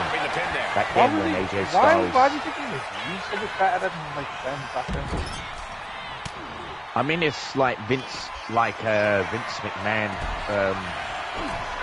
When every NXT guy outside of Bianca Belair and Charlotte, Alexa Bliss, going by the likes of Apollo Crews, Nakamura, even though Nakamura has been Intercontinental Champion and Tag Team Champion and that. Other than that, they treated him like Vince McMahon treated him like the wrong way. Him, like Nakamura in NXT, was fucking great. Like the crowd was just right behind us, was singing along with his fucking theme song.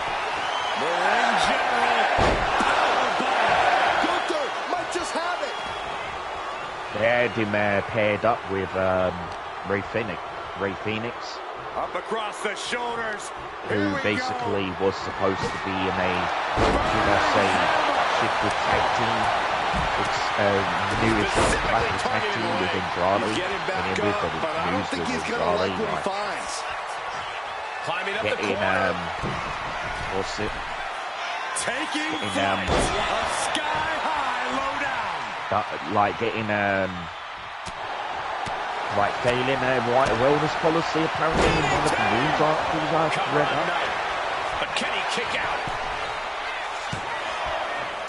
No, stops the count. Basically went at it with a few AEW guys, which I'm not surprised about because they don't take any criticism at all. Look at this. This can't be good. They don't like with somebody who's basically with what they don't like on AEW TV or they say about the ratings. Oh no, the fucking AEW guys say, oh, why are you guessing their AEW? Oh, it's for this, oh, it's for that. Like, I mean, the thing is, like,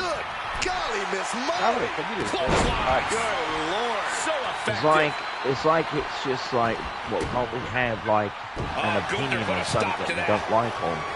For example, like a TV show based off of based off of what I watch, which I've seen numerous times and I love it.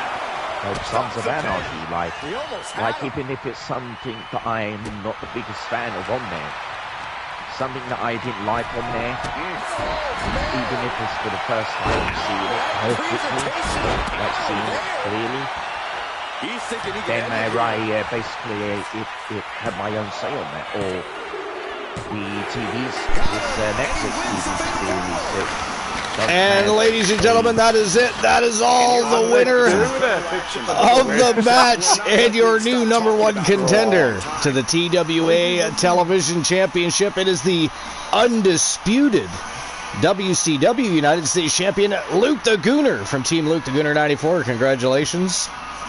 Damn, that was a great match. Great match. I actually, the Gooner was beating the shit out of everybody the whole match. It was crazy. What did I say? Multi-man match. I'm telling you, he is the king of multi-man matches. King of multi-man matches. RJ, I see you in there. Appreciate you stopping by. And Undead Punisher, I see you too. I was banned from the match, unfortunately. Rocky Cross likes to cause villainy in here, so Ep.DCLXIX had his cords cut. He was in the chat room. I believe he was attempting a roll-off with Rocky, which I don't know if Rocky has done or not, because they both had the same dice.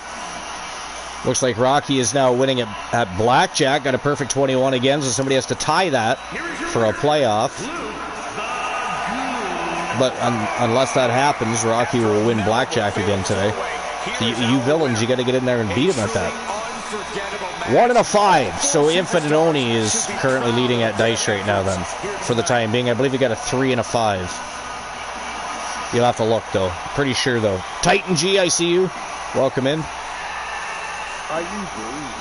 Titan G in the house. Right after Boss leaves. Right after Boss Apollo leaves. How dare you? How dare you, Titan G? 99, you got dreaded 99.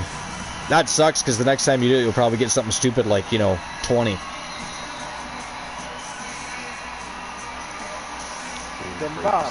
But yeah. The man that wears it LCW keeps winning, especially at multi-man matches. Another W under the way. He's looking to become a double champion. He wants a shot at Christian Hart. And Gunnar and Hart haven't really fought that many times over the... they have. They've been in matches. Mostly, I think mostly tag team, to be honest. But,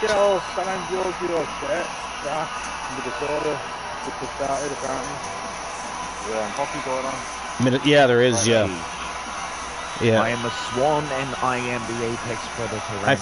I figured that might be our next topic of conversation is some good old ice hockey. See what's been going on. Yeah. I may not know everything about it, but... I have to issue the payout for this next match before we start our 4th match of the day. 4th match of the day is going to be an absolute banger. It's going to get ugly very quickly. Very quickly. 3 teams want back in the championship picture, and of course you have the reigning defending TWA Underground Tag Champions, the Vision, Big Bronson Reed and Braun Breaker in action. But you've got the Ego Club, Dirty Dom and Zach Payne. You've got Death Authority South, Joe and JoJo Davis, and of course Joe Gacy, Dexter Loomis, the Wyatt Six. It is going to be absolute havoc in there. It is not even Halloween Havoc. This is Wrestle Wars Genesis.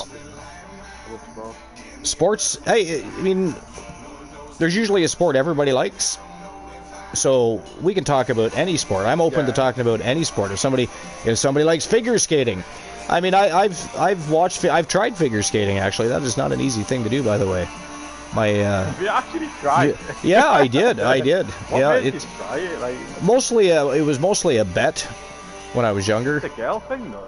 It was, well, I mean, no, there's male figure skaters as well, world champions even. I mean, yeah, I guess so. It's more women in Toria. Predominantly, I would say there's probably a lot more women figure skaters than men. I think that's fair. Doesn't mean that men can't do it. I think that's fair, but it is a tough thing. Like, once you've tried it, it's hard to knock it anymore, because it's not an easy thing to do. It really isn't. I was actually quite surprised. And I'm a martial artist, so I'm athletic. I'm in great shape. But I'll tell you, I hurt in places I didn't normally from figure skating. It was wild. Interesting experience. You lost the bet. Well, no, I didn't lose a bet. They bet me that I wouldn't do it, so I took the bet. Oh, did it? Oh yeah, absolutely. They even paid for it. I did it. It was supposed to be 30 days. The bastards signed me up for 60. So I stuck, but I made them double the bet though. They weren't getting away scot-free on that one. I made them double the bet. Bastards. All right, so let me issue the payout for the last match, and I'll open up the betting line for the next one. Also, a really interesting topic. I read about Darby Allin. I've seen a video about Darby Allin climbing Mount Everest. Is he? He's going to? Oh, he did it. Oh, he already did it? He already did it, yeah. Oh, interesting. Like, is there, like, does he show the trek, or is this one of the things we're just supposed to believe? On top of the fucking mountain, he does a kickflip on the top of Mount Everest. Yeah. But I wonder if he, like... He's just an absolute fucking idiot. Did he trek up the entire mountain, or did he take a helicopter up there and just decide to shoot video? Like, I don't know. I don't know. That's what I mean. You don't. I think he hiked up. I think. I mean, that'd make a cool documentary to throw on, for people to watch. You think they would, if he was actually climbing up Mount Everest, you think they would? Maybe they did. I don't know. He did it. You think they would film that and show people that? That'd be. You can die climbing up Mount Everest. Well, yeah. I mean, it has taken many lives. It has taken many lives. Mufasa says he hiked up. They should show that, honestly. I don't know why, AEW, maybe they have thought of it and it just hasn't come to light yet, but they should show that. Like, his venture up Mount Everest. Like, so you know how many wrestling, fans of Darby Allin would watch that? Like, they would, I don't know, if it were me. He did a fucking kickflip on the skateboard on the top of the fucking mountain. Nobody bet on the Gooner. Nobody thought that would happen, apparently. You didn't even bet on the Gooner? No, I always forget to bet matches. I don't even chat. I don't know why. How dare you? All right, I'll open up the next betting line. What off are we doing, man? I also wanted to talk about that because I thought we'd make a pretty interesting conversation to be on to the broadcast booth, to be honest. Who walks out? Pretty, quite fair, really. Number one contender. Contenders, technically, it is tag team. But it is Fatal 4-Way Tornado Tag Team action. One fall wins it all. We have a Death Authority in there. South, of course. We've got the Ego Club in the house today. That was a pretty interesting conversation to bring to the booth. Which one? Darby Allin. Oh, yeah. Guys are crazy, Wyatt 6 or The Vision. It wouldn't shock me if he died one day. I mean, hopefully not, but he does a lot of crazy stunts and doesn't mind doing, thrill-seeking extracurricular activities, shall we say. Mount Everest, and he's willing to do that. Yeah. Basically, he's willing to die. All right, there we go. Betting lines are open, so open up those big fat wallets. Who's walking out number one contenders to the TWA World's Tag Team Championships? Don't forget, we're going to be unveiling brand new TWA World's Tag Team Championships later today, and a brand new TWA 1 Championship as well. But betting lines are open. It's time to get the show back on the go. Let's see who walks out number one contenders. You're not wrong. Some people don't make it back on that fucking mountain. No, it has taken a lot of lives. They don't bring the bodies back either, so you're not coming back. No. If you die on the mountain, you stay on the mountain. I mean, I believe there has been discussions about recovering bodies from the mountain, but I mean, should you do that? Or should you just leave the dead where they are? Leave them alone? I don't know. No, because if somebody dies in Darby, I mean, I suppose normally you don't die on a mountain either, but so there's that, I guess.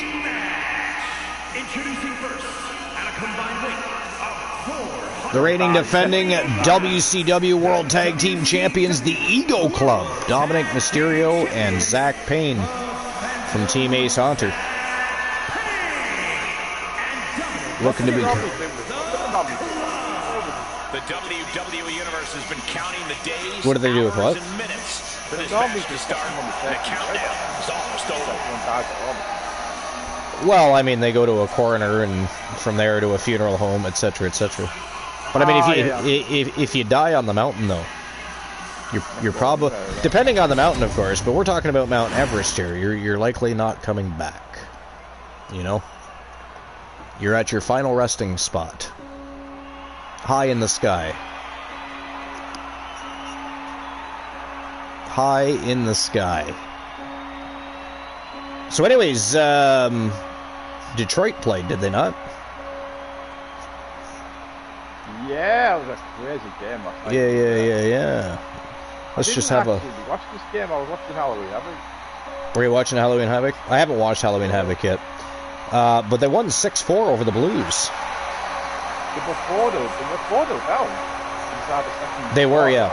Yep, they were. Montreal Canadiens keep winning, making us Toronto Maple Leafs look bad. Well, to be fair, we won yesterday. But Or Montreal and Toronto, absolutely, yeah.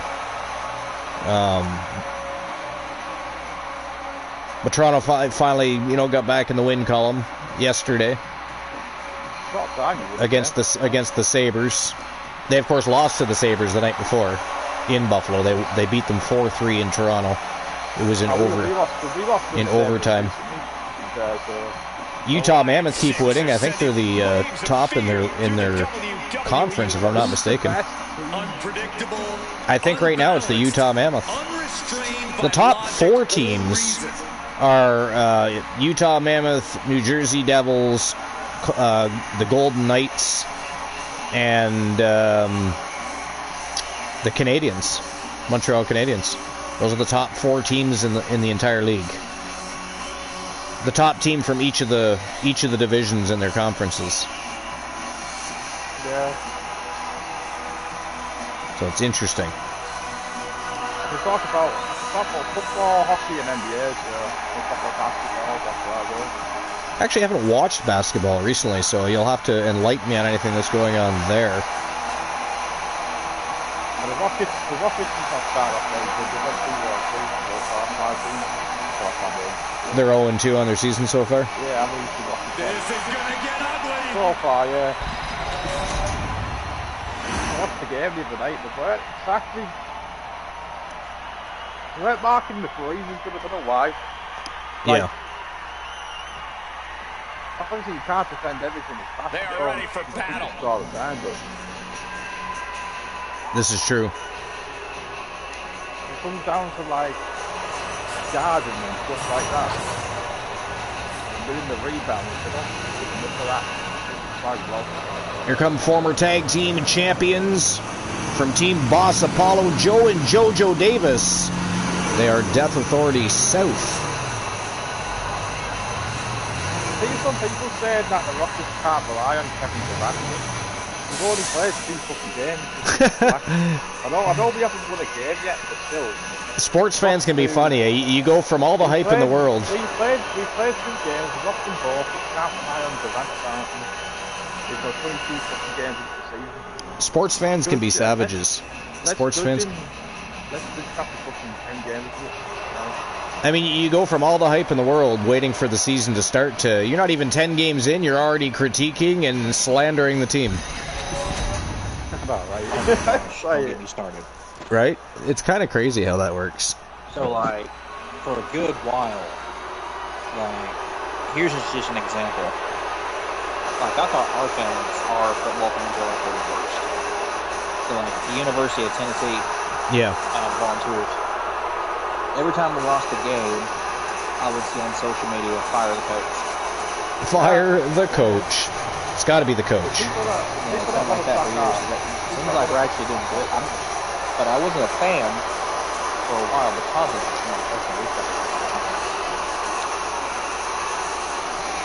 And it was well known to, as it was mentioned on ESPN.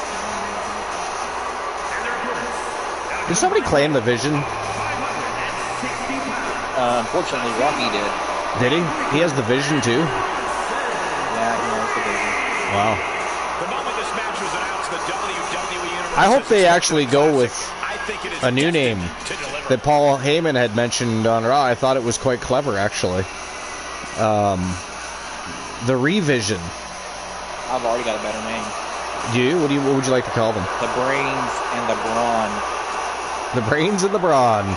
Paul Heyman's the Brains. Then you got Bronson Reed and Braun Breaker as the Brawn. Except for the Brains and the Bronze, not just Braun. No, you get what I mean. Yeah, I do. Yeah. It's supposed to be good. I feel like Braun Breaker is definitely going to get pushed to the World Championship, and I think Bronson Reed, I think he's going to become Intercontinental Champion at some point.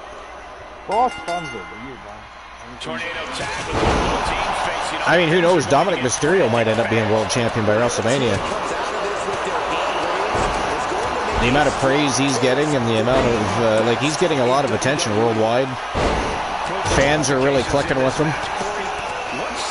You know, people are supporting him and cheering him even in Mexico. Like, he's got a good thing going. If he can keep his head clear, and you know what I mean? If he's able, because he's still young. Look, Randy Orton, they all did something stupid at some point. Let their egos get ahead of themselves, etc. If he can avoid all that, Dominic Mysterio is going to have one hell of a career. I hope he bulks up a bit, though, eventually. I know he's young, he's going to fill out, but... I mean, even Ilya Dragunov realized it's probably better to have just a little extra muscle.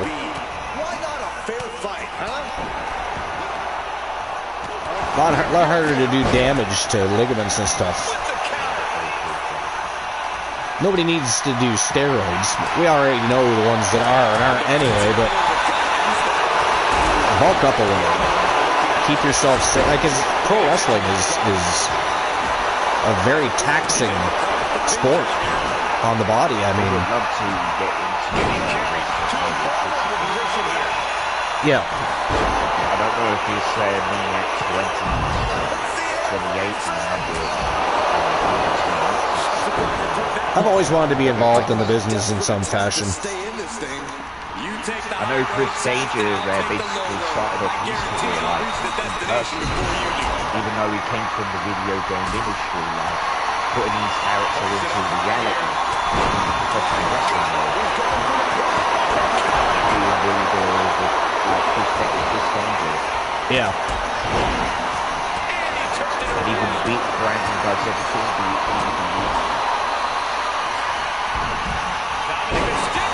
But I mean, it'd be fun to even be a commentator. Managing would be cool.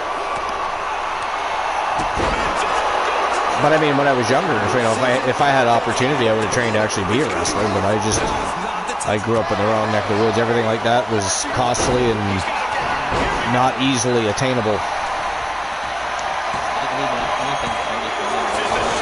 Yeah. From someone who's done that, I was production tech, and I was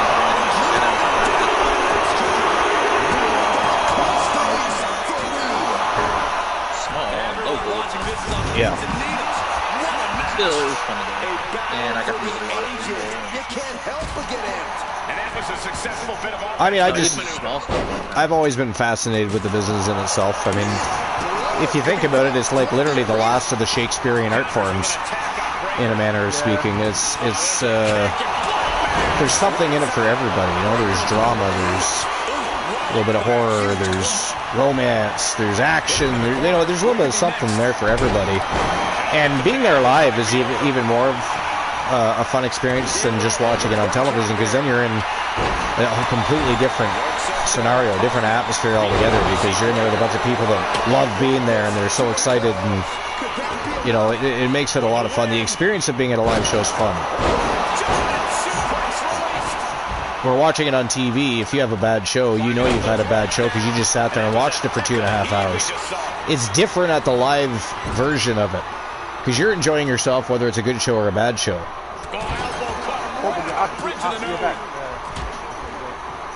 Pardon me? Yeah, it's completely different. It gives you a different perspective. You also see things you wouldn't normally see, like if you were watching it on television, obviously, stuff like that. But like cameramen and spots and just different things.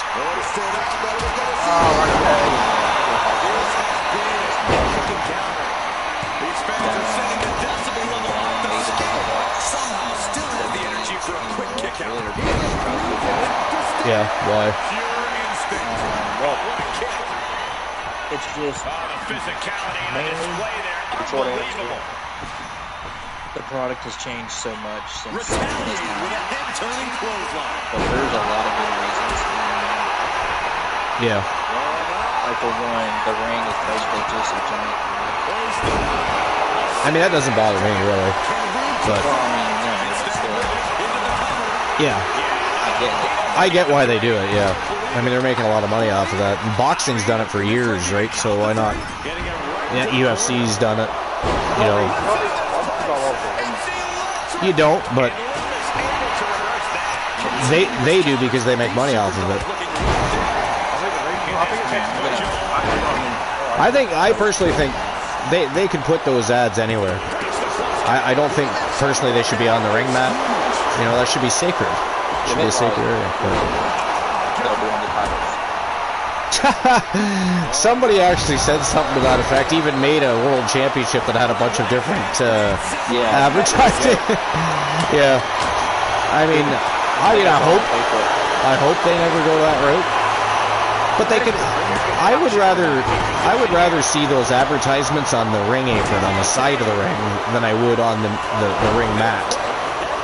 Hell, Logan Paul caught the Prime Championship. It's a Prime Championship. Why would you put that out there even? Yeah. Why would you even put that out there? I hope that doesn't actually come to fruition. But I wonder what Logan Paul's been up to.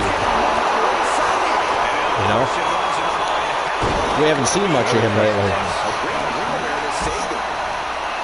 I know him and his fiancée or wife or whatever it is now, they're expecting, are they not? I think they have a child on the way.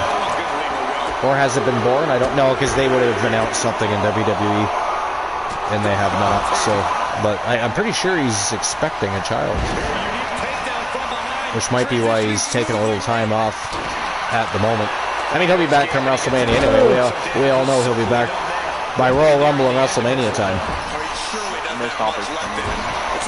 I would have liked to have seen a heel John Cena and Logan Paul out. Yeah, I know. I was thinking that exact same thing. That would have been fucking awesome.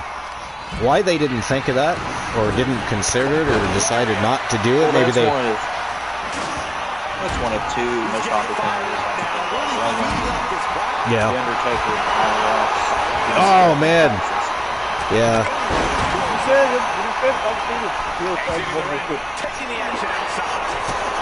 I mean, the heel turn itself was good. The heel turn run ended up ridiculous because they literally abandoned John Cena to run that storyline all by himself, and it just got crazier. I'm gonna find it again, but WWE ranked their own best heel turn moments. Did they? WWE did? Yeah. And they put Cena's heel turn at number 1 and Hogan's at number 2. No. Nope. Hogan did more of an impact. Way more of an impact. You know, Cena didn't have people tossing garbage and cans and bottles at him. He wasn't getting death threats and everything else Hogan got back in the day. Like, people were so pissed at Hulk Hogan. The heat was real. Like, it was, and the impact on the business was huge. It changed everything, you know? It did. Literally. It took it from being a smaller promotion like NWA and made it a big promotion like WWF at the time. You know?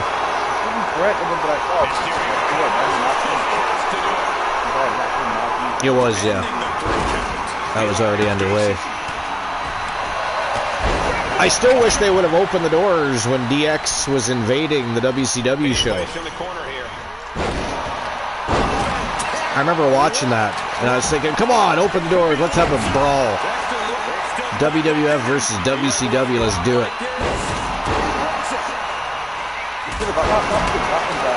Yeah, no kidding. Yeah, apparently, yeah. Well, they were probably talking to each other. Because him and Triple H and Michaels and everybody were still friends, right? So they just weren't leaving WWF to go to WCW. I think they always have been friends.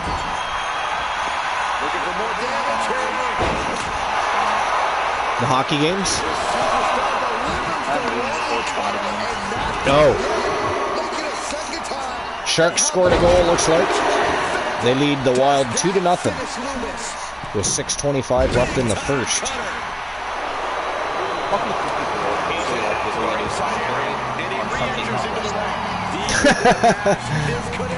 I think he'd be really good. You sound like a sports announcer. A sports announcer. You sound like one. I'm trying to find the other sports, but I'm scrolling way back here. It's like they disappear. There's one. Is it the only hockey game going on right now? It must be. I don't know. I think the game's well lit. What if Well, there's no other updates, that's all. Other than the San Jose Sharks when they started the game, and then... Well, sorry, when they went up 1-0, and now they're up 2-0. I don't think it notified us when they started the game. They must have scored early, so maybe it was something they updated before it even got to announce the game. Something we'll have to look at. Hockey, though, I mean, it can change in a heartbeat. It can change in a heartbeat.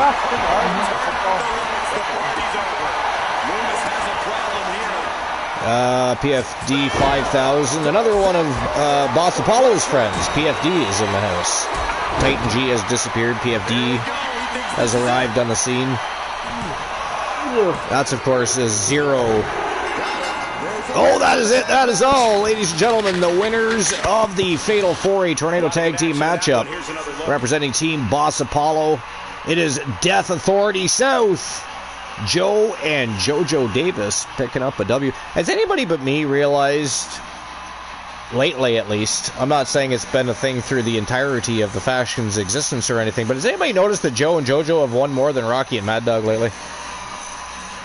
Anybody but me? It's just something I've been observing. I don't know. I had to just thought I'd throw, especially considering, he banned us earlier. I'm gonna throw a little shade at Rocky Cross. Maybe an AKO might not hurt him either. Titan G says, I noticed. Yeah, I mean, it's just kind of they have. Joe and JoJo have won more matches. Even a lot of the times when JoJo would team up with Mad Dog or Rocky Cross, because they loved using the Freebird rule.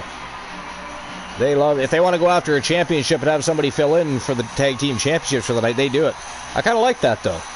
I like that. That's cool. Keeps the division moving and active. I like it. But it was usually JoJo picking up the win. Usually JoJo. Now, of course, Rocky and Mad Dog have both been champions. Mad Dog's the reigning defending one champion. He'll be defending his championship later today. Against somebody he's already lost to, actually. But their management team put a call into upper management and requested a matchup. One-on-one against Mad Dog for the TWA 1 Championship. And, of course, we'll be unveiling the brand new TWA 1 Championship later as well. All right, so again, congratulations to Team Boss Apollo, Death Authority South, with a big win in a Fatal 4-Way matchup that was full of tag team villains. That was crazy. That's a big win right there for Joe and JoJo Davis, so congratulations. It's about time. All right. So you guys want the best Mickey James matches, a list that I find? Yeah, you did find a list? I can hear you. The best five. I found the best that was pretty good timing, boss. I didn't agree with the one there, but Oh, okay, gotcha. So obviously you just saw Joe and JoJo whoop some ass in there. I mean, I think everybody dished out a little bit of ass whooping. But at the end of the day, Death Authority South, the victors. But the Ego Club, Wyatt Six and the Vision, all top contenders in the tag team division, and Joe and JoJo Davis pick up the big W's today. So, all right, here we go. Death Authority South was your winners. So that's been paid out. 1,000 goes to Titan G. All right, here we go. We're going to move on to the next matchup of the day. Our fifth matchup of the day. It is a no-holds-barred matchup. Oba Femi challenging the Ninja Assassin, Oni Shinobi, from Team Oni Shinobi FU. Again, Oni Shinobi FU actually had a big show earlier today. His Freak Show was earlier today, so if you haven't seen that later on, make sure you go check it out, watch the VOD, see what, it was a very cool show.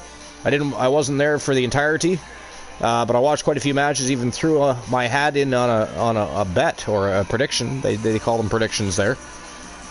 And won. I got a little piece of the pie, so that was pretty cool. But, yeah.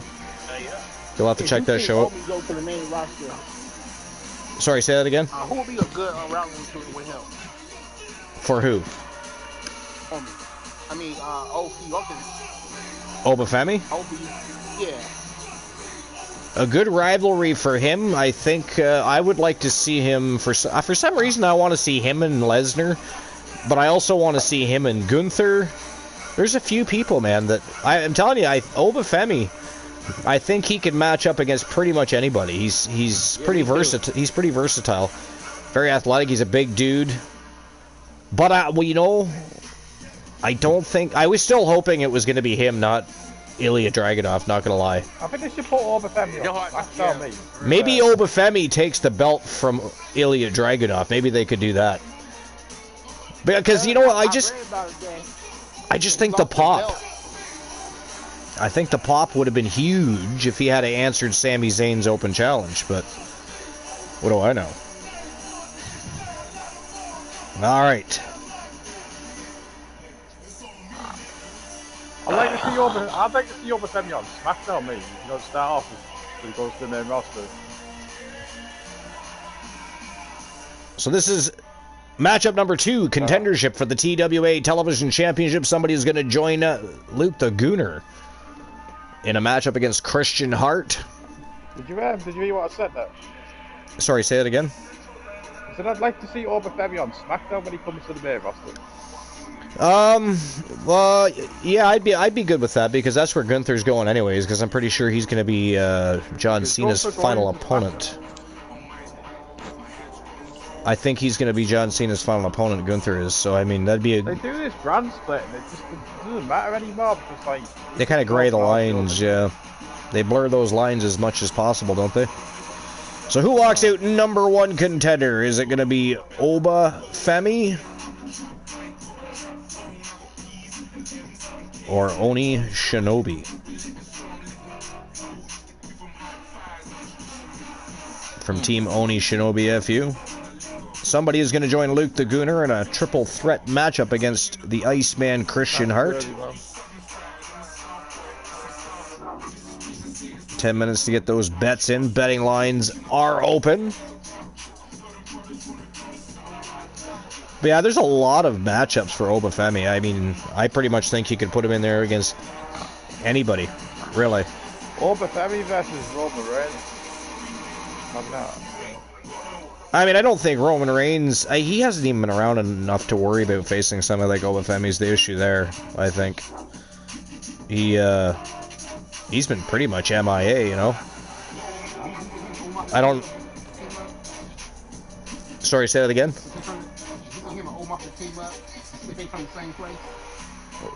Who, Reigns and Oba? No, Omos. Oh, Omos and Oba, you mean? Yeah, you think that make a good team up? So they're from the same place? I mean, maybe.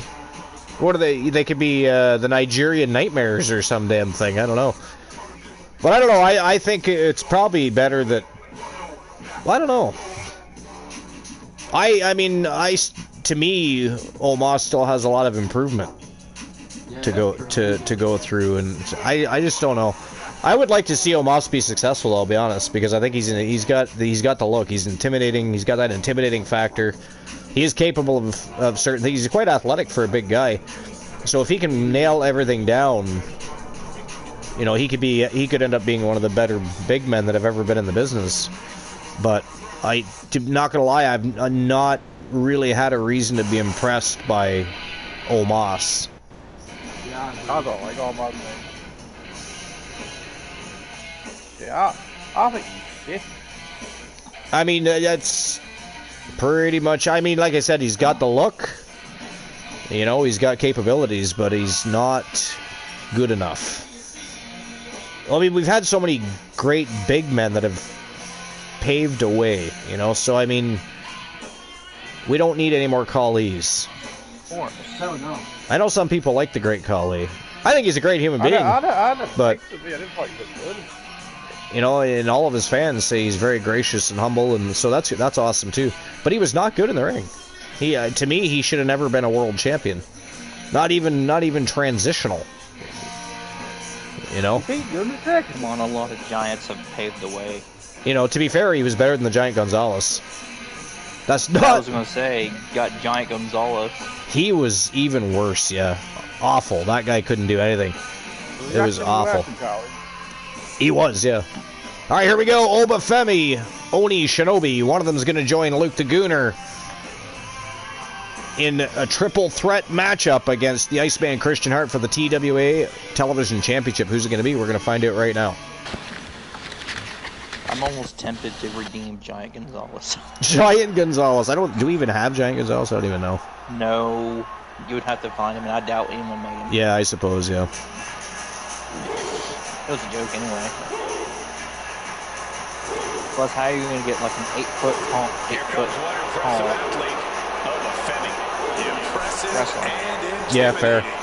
Without mods or hacking. Yeah, exactly. It is a good point.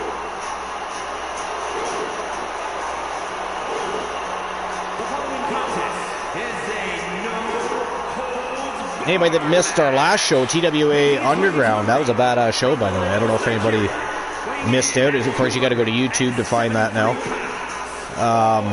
Main event was January versus Roxanne Perez. What a match that was. January, of course, came out the victor and new TWA Underground champion. Yeah, TDL lost to the Vision in a very... I mean, it was a good matchup, but there was some strange things that took place during that matchup that made you... The referee, on a few different occasions, screwed TDL. Good match otherwise, though. The Vision, of course, retained their titles. Iceman Christian Hart beat Rocky Cross. I mean, we all enjoyed that one, didn't we? We all enjoyed... Submission matchup. It was for the TWA Pure Submission Wrestling Championship. And Christian Hart became a Triple Crown champion for the first time in his career with that win over Rocky Cross. The Coalition ended up beating the Dudleys and the Hardy Boys. The League of Nations, of course, beat Pure Fusion Collective. That was a really good match. That might have been one of the best matches of the card, actually. El Grande Americano defeated his opponent tonight, actually. Mad Dog. El Grande? Yeah. I mean, he hasn't won them all, but he's on a winning streak. Well, most of them. He's on a winning streak. That I will say. He did, and then he beat Rocky and Mad Dog. He's on a 3-fight win streak. And today, he and his management team have challenged for the TWA 1 championship. So, of course, that match was granted. Originally, we were just going to have 3 championship matches today. We ended up with a 4th. Little extra excitement for championship action. Alexis James, of course, defeated Chelsea Green as the rivalry between Piper Niven and Chelsea and Country Dominance continues. Country Dominance will be in action later today, by the way, defending their championships.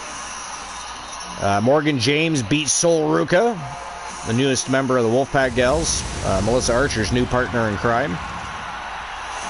And the Gooner, as we talked about earlier, oh my God, of course, won that multi-man matchup against Jey Uso, Moondust, and Karrion Kross. So it was an exciting day. I was watching the entrance. Sorry, which Oni entrance? was sitting on the turnbuckle. He was just bent over, and then fire came out of the turnbuckle. I missed that. Like, did he just like fart and like flames shot out his I know, it ass? sounded like a 12-year-old. I want to see the That's replay literally now. what it looked like. Well, you know what? We're all going to be like re-watching the VOD later just to watch that clip. It'll happen in like almost 2 hours. Yeah, we're just about the 2-hour mark. Just about. With our 5th match. Obafemi and Oni Shinobi. Matchup is underway. It is a no-holds-barred match. No holds barred, as requested by Oni Shinobi. He knew it was a risk taking on Obafemi. He wanted to have a little bit of insurance. Wants to be able to get away with things, you see. That crazy team, Oni Shinobi FU, teaching them vile tactics in the business. Wow, big choke slam by Obafemi there. I saw that in. Did you watch it? Yeah. That's fucking funny. That fires put out his balls, man.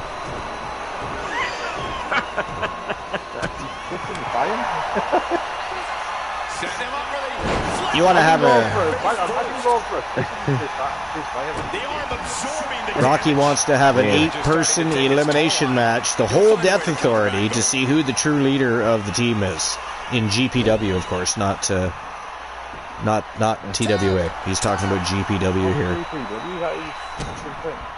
That's his promotion, yeah, his fed. What does GPW stand for? Garbage Pro Wrestling. No, I'm kidding. That's me. Garbage Pro Wrestling. That's me. I'm sorry, Rocky. Wow. Shots fired. Actually, what does it mean? Yeah, no. I can't. Oni Shinobi better win, I bet. All in. Mufasa went all in on Oni Shinobi. I think it might actually Global Pro Wrestling? That sounds more like it. That actually makes sense. Yeah. Global Pro Wrestling sounds not a bad name of a promotion. No, it's not actually. But yeah, are we right, Rocky? Is it Global Pro Wrestling? Trying to work the arm. We know it's not Garbage Pro Wrestling. Now in control. No, it's not Garbage Pail Wrestling. Garbage Pail. Remember the Garbage Pail Kids? Do you ever remember that? That's exactly where I got it from. Yeah. Lightning tied with the Golden Knights 1-1 after 2 periods. Oh, really? What time do we like? Minnesota Wild and the Sharks are tied at 2. I actually watched the Sorry, say that again. I was Tampa Bay Lightning. Geordie Pro Wrestling. That's what it stands for. I already knew. I think that's like a UK thing. It's a Newcastle thing. Okay. Yeah. What they call it? People from Newcastle call themselves Geordie. So what? Why? I know that as well. So where does that name come from? I'm from York. I only live 1 hour away. I know that. So where does the name Geordie come from? Like, why do they refer to themselves as Geordies? I don't know. How dare you not know something about your own history? What is wrong with you? Moon, what about you? Do you know why? Somebody Google it. I'm not specifically sure. Well, that's good, because that's a big body of water. I like the very large. I like the show over there, the reality show.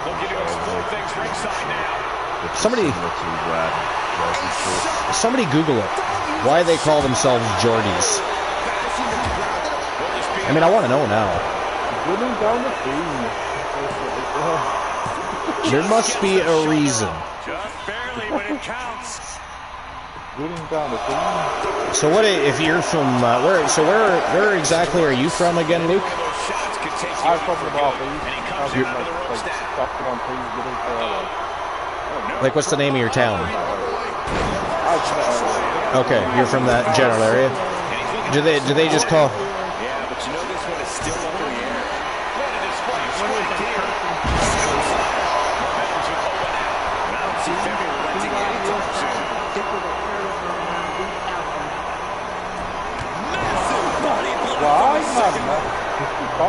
Yeah, I know that one too. Yeah. Does it say why though? Like, because we already knew that.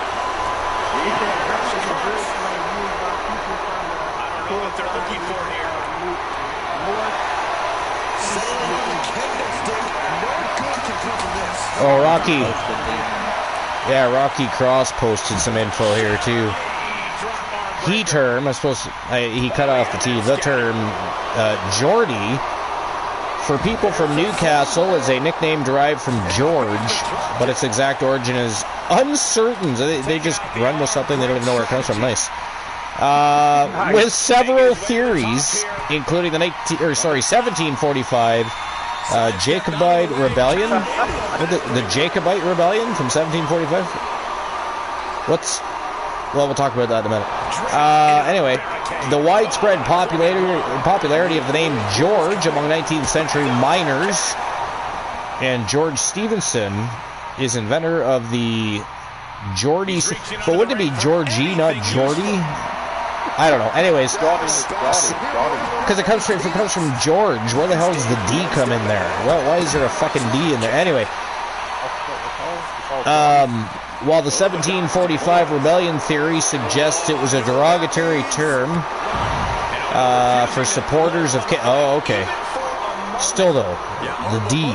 It's Georgia, not Jorda. So Geordie... It should be Georgie's. I don't know.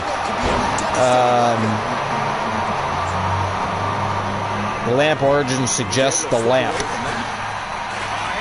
That's the mining theory. I don't know. So really, we don't have any more answers now than before we looked it up. I blame Luke, actually. You motherfucker. You cuntfish. Short answer, I think it just has something to do with King George. Yeah, I guess, but somehow there's a D in there. Jorda. It's King Jorda. They're Geordies. I don't know. I'm lost on that one. No, I don't want to now, because that gives me a headache. That gives me a headache, because I want to know... Hey. Why there's a wrestling show, not a history class? We are, that's true. I'm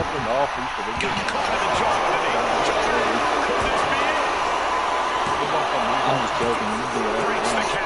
I mean, we can't talk about history all day, but that is a weird thing, though. I'm just saying, like, you know, I'm just curious why they threw a D in there. Geordie instead of Georgie's. You think it'd be Georgie's. People, supporters of George, Georgie's people. I don't know. What the fuck do I know? You got to be a cuntfish to understand that, apparently.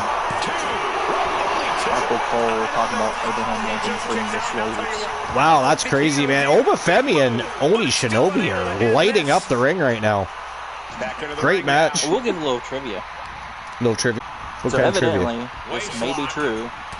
Abraham Lincoln was a wrestler, and he evidently invented the choke slam. Are you serious? No, Abraham Lincoln was a pro wrestler. Where did he, like, he must have wrestled for, like, circuses or some sort of sideshow. That's interesting. Or was he an amateur wrestler? I don't know. Just have to look it up. Yeah. He did evidently invent the choke slam and pick someone up. And that is it. That is all, ladies and gentlemen. The winner of the No Holds Barred matchup. And, of course, the gentleman that will be joining Luke the Gooner in a triple threat match against the Iceman Christian Hart from Team Oni Shinobi FU. It is the Ninja Assassin. Oni Shinobi with a big W. That was a great match, though. I'm not going to lie. I actually thought Obafemi was going to win that for a while there, but... I thought he was going to win. I thought yeah. Femi was to win. Yeah. I thought Femi was going to win that, but Oni Shinobi, man, he had some very cool moments in that matchup. Very cool moments. And we saw some things out of Oni Shinobi we haven't seen in other matches too, so I like that. Got to keep it interesting, change things up a little. Served him well today because he just picked up a big W over Oni Shinobi. Over Obafemi. It will now look to regain the championship that he lost, the TWA Television Championship. Got to go through the Gooner, though, and the reigning defending champion and Triple Crown champion, the Iceman Christian Hart. It is another multi-man matchup, though. Do not bet against the Gooner. I don't care how good the Iceman is. I don't care how good the Ninja Assassin is. It's a multi-man match, and Gooner is involved.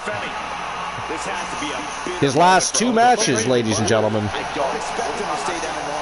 His last two matches were multi-man matches. He won both. So there. Gooner's like the cheat code now, man.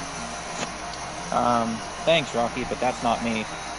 My high school was Geordie Swan School. Now it's called Grace College. They repurposed a high school into a college. That's a weird thing. But anyways, yes, Oni, I voted for you. That's Oni Shinobi FU. He is Infinite the Oni. Less superior Oni. The less superior Oni. Oh no. Oh boy. Oh wow. All right, I'll issue the payout for that match. And we are on to our 6th match of the day. And it is our very first championship match of the day. This is for the TWA 1 Championship. It is El Grande Americano taking on Mad Dog. Best 2 out of 3 falls. He's already beat 3 members of Death Authority back-to-back. Joe Davis, Mad Dog, and Rocky Cross. Today he's looking to take Mad Dog's championship away. It is El Grande Americano, of course, led by Team Infinite Oni and Mad Dog from Team Mrs. Cross. That is next. I gotta get a betting line open. Gracias. Gracias. El Grande.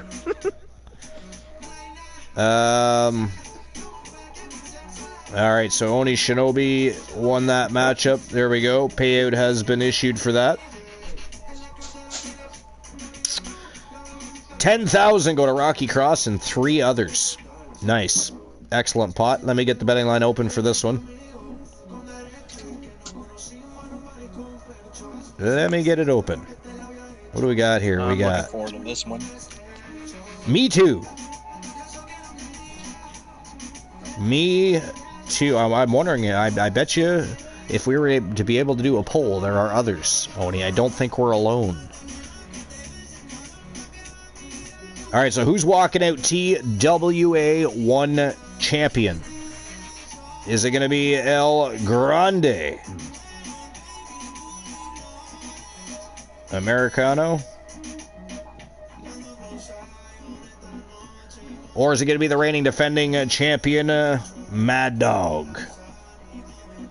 I think it's... I'm not going to say. All I do know is I'm looking forward to giving my full thoughts on this match. Full thoughts. Throughout the match. Oh, excellent. Yes, I want to hear your play-by-play. Yes. So if somebody tries to ban you, we're going to ignore it flat out. We're going to resurrect you instantly. Would it be bad if I use the resurrection stone on myself sometime? Fuck, Archer, you just... Never mind. Alright, there we go. Betting line is open for El Grande Americano versus Mad Dog. Best 2 out of 3 falls for the TWA 1 championship. Thanks a lot, Archer. What happened? You foiled my plan. I foiled your plan? You foiled my plan. By opening a betting line? No.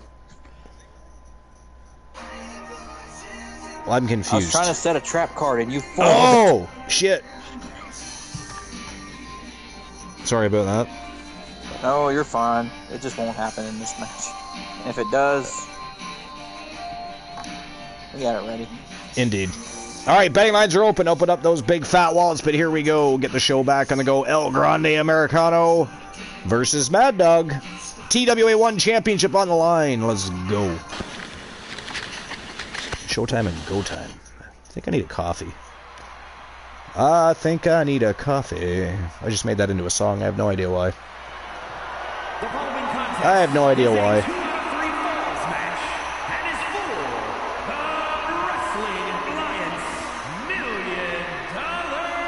Winnipeg Jets scored. Did they?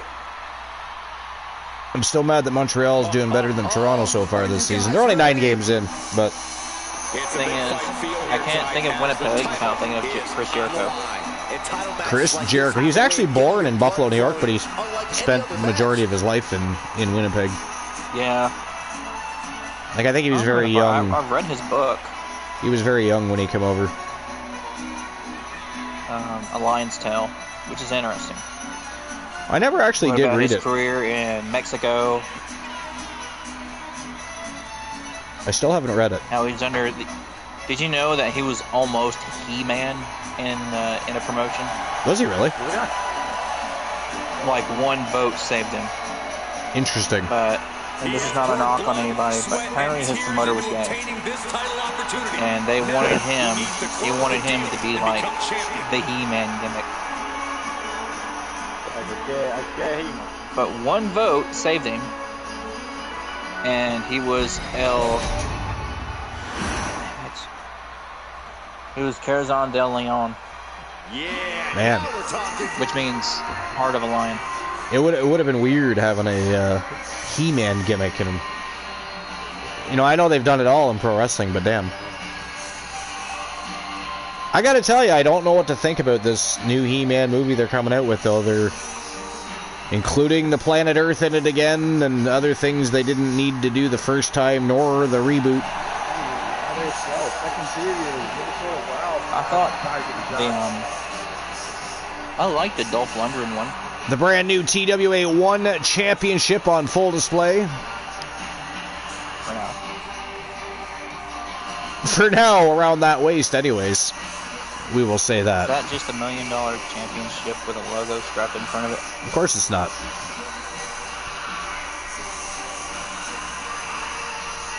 That was mean.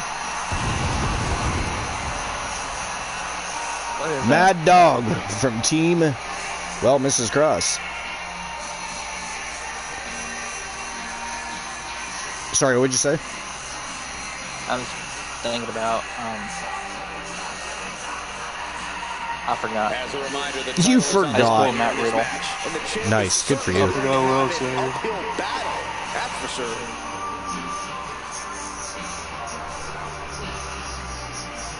Has everybody got their bets in? Who are we betting on? Mad From Dog a distance, or El Grande? From a distance, that logo in the middle looks like a horned demon with glowing red eyes. Yeah, I know. I noticed that. I was like, what the hell? It was actually kind of creepy. I mean, it's Halloween, but... It is. It is. All right, I'm going to take 2 seconds to grab myself a beverage. I'll be right back. Guys, do it on Halloween.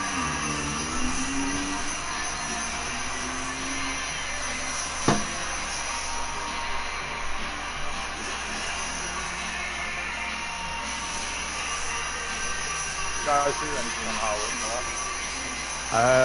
I would love to do trick or treat. Age is just a number, but I would love to do trick or treat for the first time in over a decade. I would be the demon, to be honest. But then again, I don't know if there is a demon costume or something, even if it's a mask only.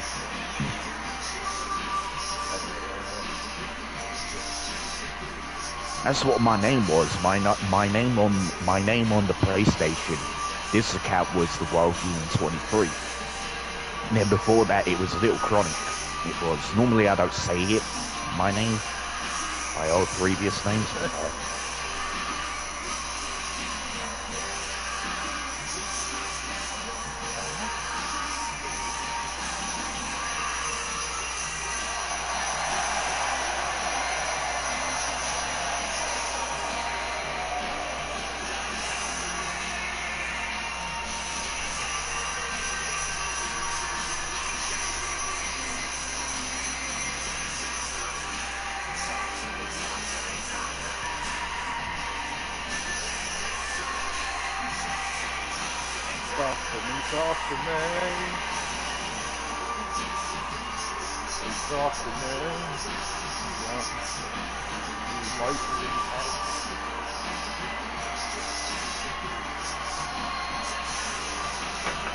apologize for the beeping. I have a microwave. That's her microwave. Yeah, I was microwaving. Oh. How long is this entrance?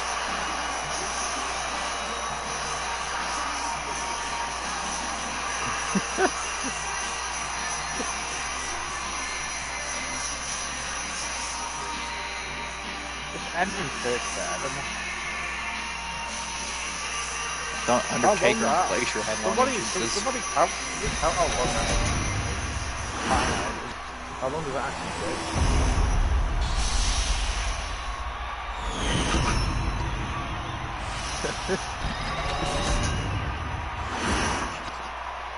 Introducing the challenger from Hamburg, Germany, weighing in at 220 pounds.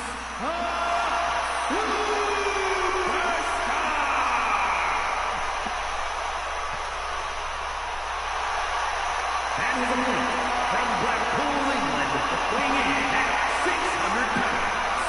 The Wrestling Alliance $1 Million Champion.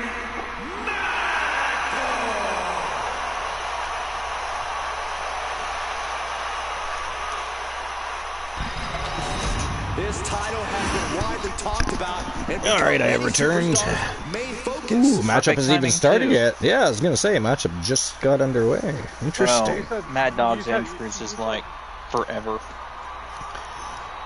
Yeah, he does have a. You said the season might be off again. Well, yeah, I did. Yeah, I mean they started off very well. In October time, so I don't want to get too carried away, basically. Fair. At least he's not facing Bray Wyatt. That would have been like 6 minutes of entrance. Imagine that. Although he's probably not too hungry to be pulling the trigger on a Wyatt 6 versus Death Authority match yet. I don't know, maybe. Bray even in the Wyatt 6. That's true. That is true. But if you were going to put him somewhere, that would probably be where he would go. Trying to make the switch out here, and does quickly to a side headlock. Oh, Grande Americano. He loves that side headlock. Turn things around to the waistlock from behind. I still have another idea of the title, but it's kind of dark. Kind of dark? Taking things down and able to A deceased title. A deceased title. For like basically only the talent who is known to be dead can go for it. Interesting. I mean, in the new universe, that'll work well. You might have a dead wrestler over there. You don't know.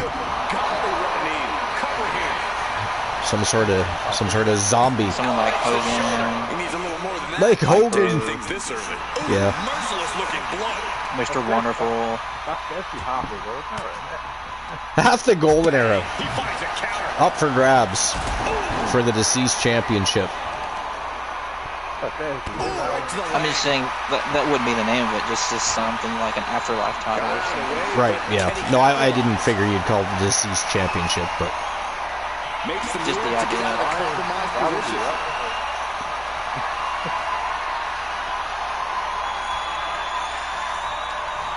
what made you think of that? And it has to be the person, not their careers. Right, yeah. What made you think of that? I don't know. Random thoughts come in my head at times. It's like it'd be that universe's version of a Legends division. Yeah. Except for it's the afterlife division. We'll take things into the ring. Well, I mean, he said afterlife was another term coined for the championships potentially. 2 or 3 falls might be one of the oldest stipulations, but it's uncharted territory for many. What's the key for victory here? That first win is always important, but losing that fall. Rocky Cross now has a pair of 3. Have you played the dice game since you had the roll off? Actually, Rocky has a pair of 5s. Does he have a pair of 5s now? Yeah, he just keeps playing. Oh, I see. Okay, yeah. I mean, you already had a pair of 5s. You're trying to beat yourself, Rocky. Trying to get that pair of 6s. Oh, look at the knees. Knee strikes. The champ just striking. Somebody has to tie him.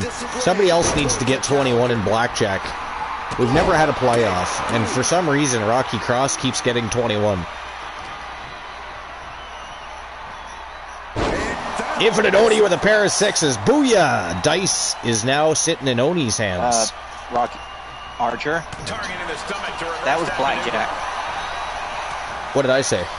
Oh, dice. Okay, that was blackjack. You got 12. Never mind. That's not as good. So Rocky's still winning with the pair of 5s. I got excited there. I'm sorry. I saw the 6s. That was an assumption.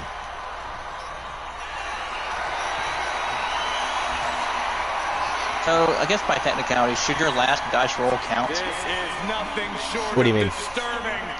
So, like, let's say I got a pair of sixes, right, and I'm winning. Then, for some reason, I decide to roll again, and I get snake eyes or a lesser. Oh, no, your number. pair of 6s still holds up, yeah. I mean, if you already got a pair of 6s, it makes 0 sense to even play again. Unless you're Rocky Cross. Right, but some people just keep playing. Right? Yes, exactly.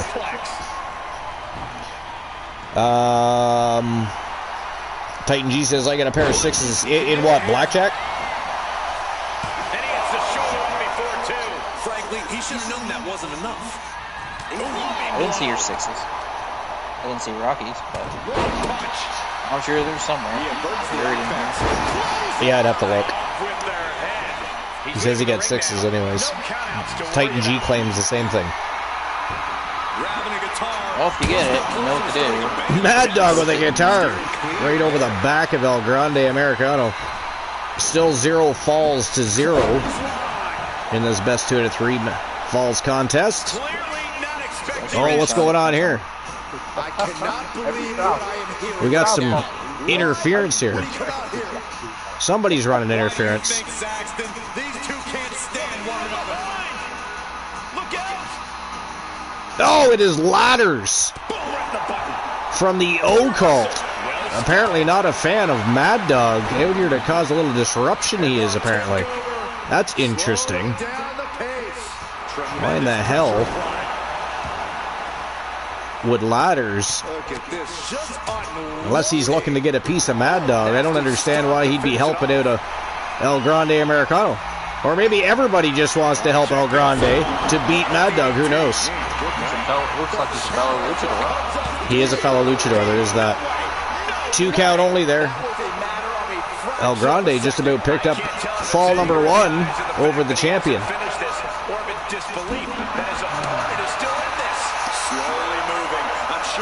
Crowd's on their feet. Welcome in, Soul Embers. Break time notice. All right, where were you when I was going to get my coffee? How dare you? That's okay. You never know. I might have to pee. Well, I mean, I needed. Oh, you shut your mouth, you stinky cuntfish. You always take off and go get popcorn and pizza and whatever else you got going on there. Soda.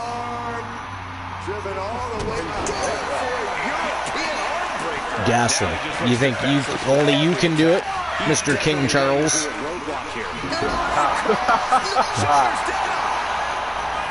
Doesn't even have to do his own dishes. Tea and crumpets. I actually like crumpets. Yeah. I do like tea on occasion too. Is he gonna do it? Oh shit! I look up and like Mad Dog is going for a fucking ride. Look at that. Did he do it? 2 count only. That must be getting frustrating for El Grande Americano. I'll tell you, he's putting his everything into this matchup. Mad Dog just keeps getting back up and up. Uh-oh. We're going to trade blows here. We're going to see a slugfest between El Grande. See, I would have avoided this if I was El Grande, but he seems to be open for anything. Mad Dog is a very large, powerful being, though. Yeah. But he keeps firing back. He is standing toe. Mind you, this isn't exactly the beginning of the match. They have both been fatigued and battering each other most of the match, so I still wouldn't want Mad Dog punching me in the face. Just saying. El Grande just wants another big W. Wow. And it is 1-0 for El Grande Americano, ladies and gentlemen. What kind of match is this? 2 out of 3 falls.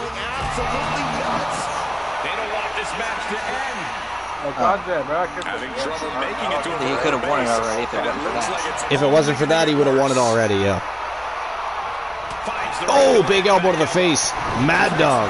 Jumping lariat just drives Americano into the ground. Oh, look at that.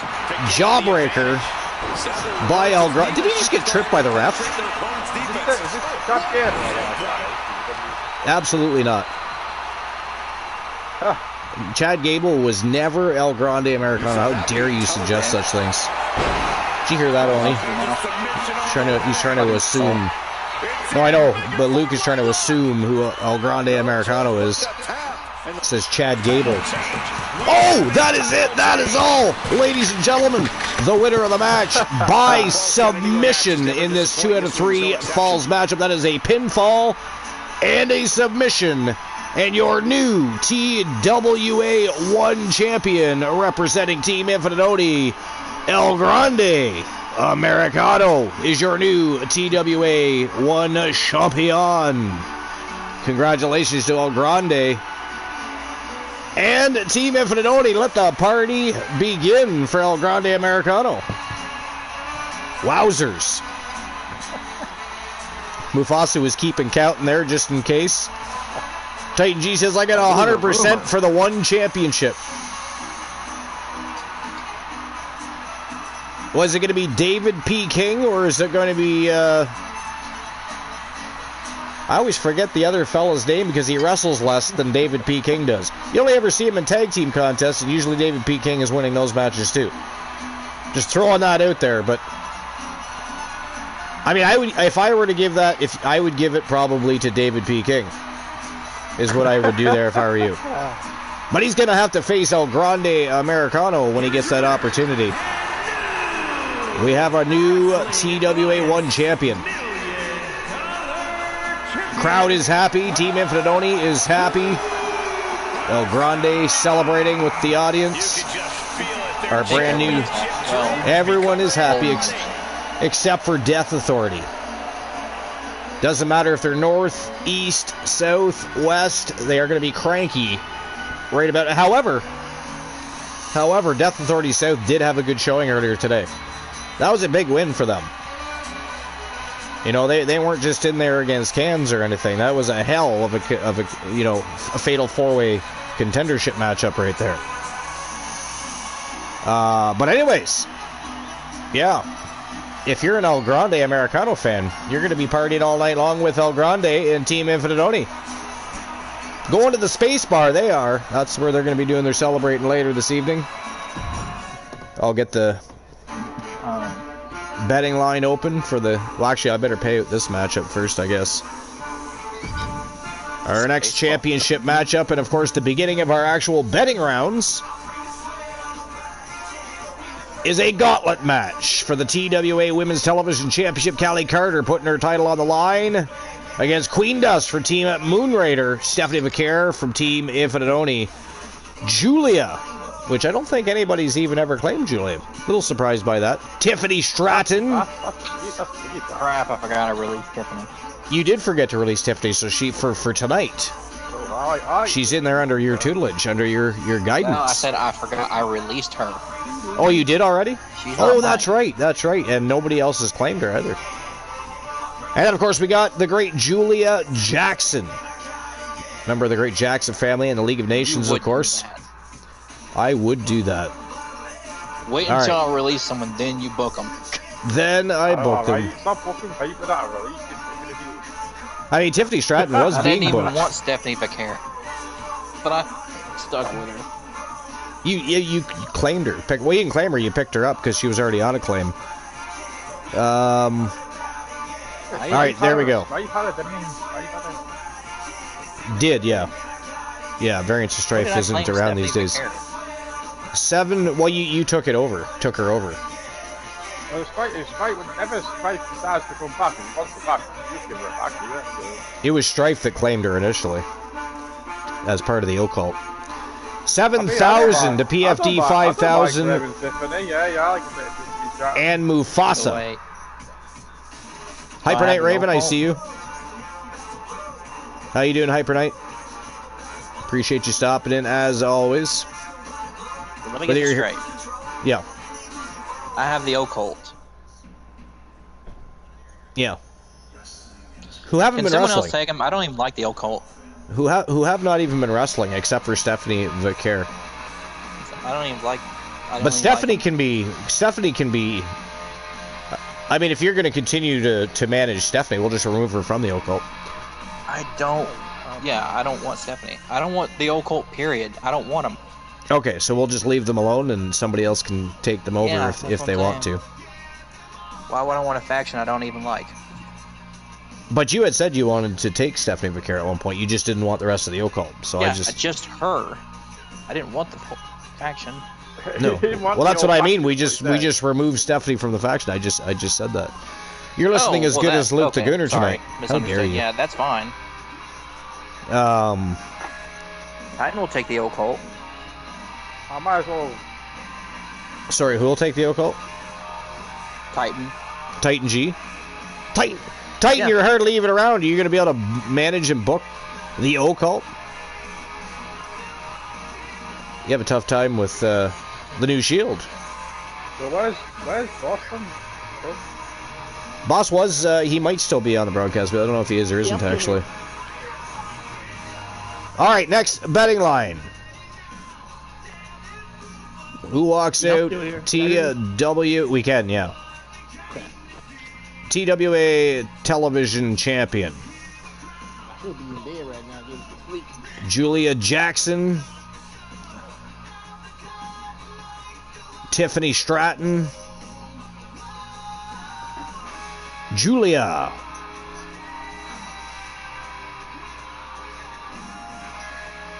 Stephanie Vaquer.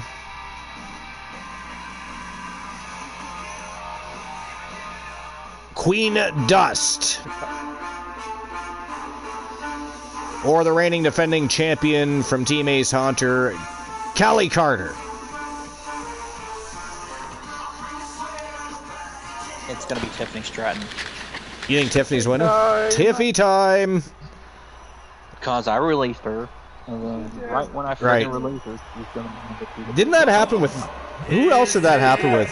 You released... You did a contract right there for Tiffany. Yeah, Tiffany Stratton has been released. She's up for grabs. Or to be left all by her lonesome. Whichever. Whichever. It is, yeah. I might as well. You're gonna take Tiffany? Are you gonna add Tiffany to Country Dominance? No, she is not. No. She could pull it off, probably. She could. She probably could pull it off, yeah. If you needed Tiffany Stratton to be a cowgirl, she probably could be. Prepare for the unreal aura surrounding Julia. Yeah. One of the most anticipated international signings in WWE history. Looks like we got Julia starting things off in the gauntlet. I'll tell you what. Whoever goes to claim superstars and post it first gets it. Talking about Tiffany Stratton? Yes, because that's where it has to happen. A post-off. In the claimed superstars section. Rocky, I got some bad news. No, she's not. Queen Dust is a member of Death Authority. I mean, that has never been made official. And there's been all kinds of rumors floating around that Queen Dust is playing the field, trying to see what the best deal is for her. But I haven't seen anything solidified. Not in any promos or segments. Julia spent 7 years. There was a promo where January basically talked her out of it. Indeed. Indeed, Corey, and Julia not only proving herself as the best in that world. Wow, San Jose is up. They're up 4-2 now. And who do you think Queen Dust is going to listen to? 8:45 left. Man, they scored. They had 8:45 left of the game when they scored the 3-2 to take the lead in the game. Now there's 8:26 left, so they scored like quick. Through the smoke, they scored in 11 seconds to make it 4-2. That's crazy. Moon Raider is here, I believe. Yeah. Moon, you're here, aren't you?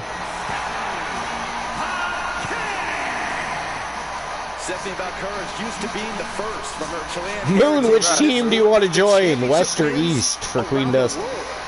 Vaquer leaves leaves quite the impression every time she comes out to wrestle. She already captured the NXT North American Championship mere months after her NXT debut. And they have a North and South, too. South and East are Boss Apollo, of course.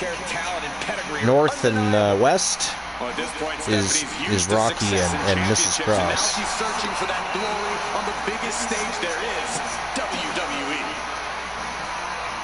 Stephanie Vicaire.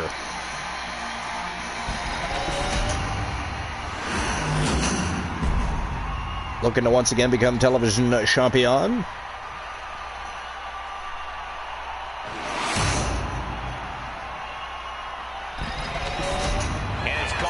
Stephanie versus Julia to kick things off. I like it. Situation. Stamina is the name of the game in a match like this. Whoever wins the this should be interesting. Will go on to face the next participant, and so on and so forth. I mean, I wouldn't mind seeing. I wouldn't mind actually seeing Julia versus Stephanie. They'd have a great match. They got to do more with Julia. Never happened at all. It would still be good. I mean, every wrestler's wrestled somebody at one point or another. Doesn't mean it won't be a good match.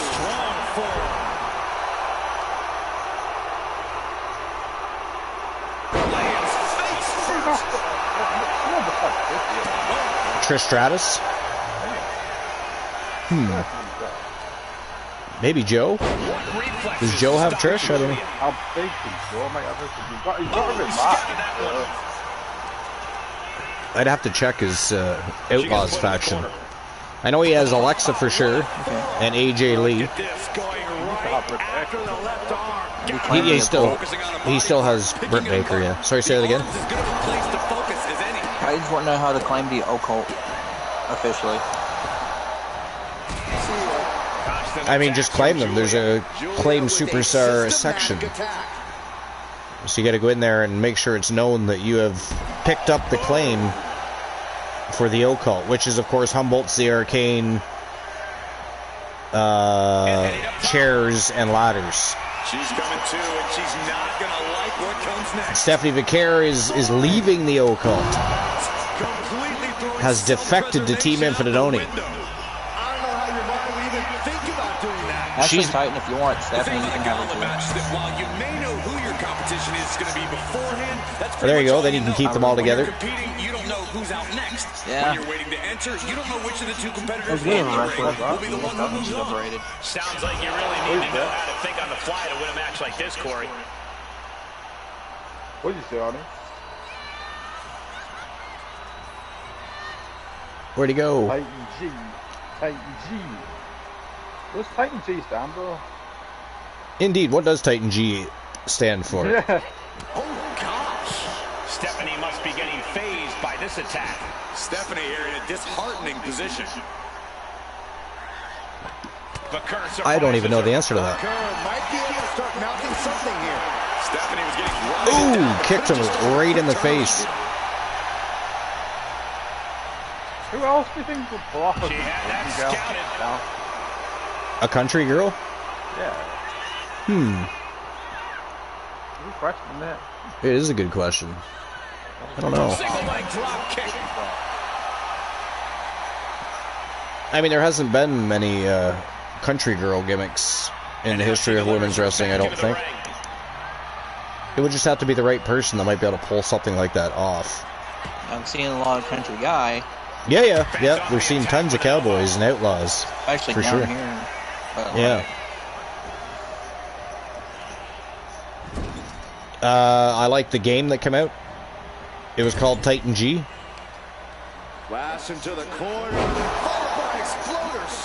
I don't know if I know that game. I'm thinking the first well-known country girl gimmick. Was it Mickey James? I would say, yeah, probably. It's unbelievable. And I mean, Henry. Trish Stratus has worn a cowboy hat from time to time as well, but yeah. Wow, Stephanie Vicaire has been eliminated. So Julia moves on. Here it is Tiffy time. Here comes Tiffany Stratton. Tiffy time. It is. It's Tiffy time in CWA. There's never been much time to Tiffany Stratton versus Julia is next. It makes sense to take whatever time you can, though. Yes, I do know, actually know another Adventure Girl gimmick. But, Like, I don't know how. one of those things where you have to know the promotion, or? Yeah, she was in OVW, but she was Jessie Belle Smothers. Oh, okay. And she anticipated what was coming. I'm sure I think Joe might have Chris. It's possible. We used to have a female wrestler called Jezebel West. Showcasing strength in this situation, pushing the opposition to the ropes.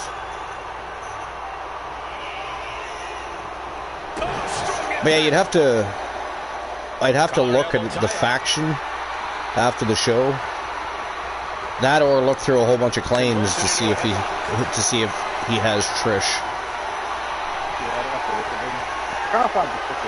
I feel like he did at one point though, because I just don't know if he still does. Because I know he used to always claim Trish versus Mickey. Yeah. So he definitely did have her. I just don't know if he still has her.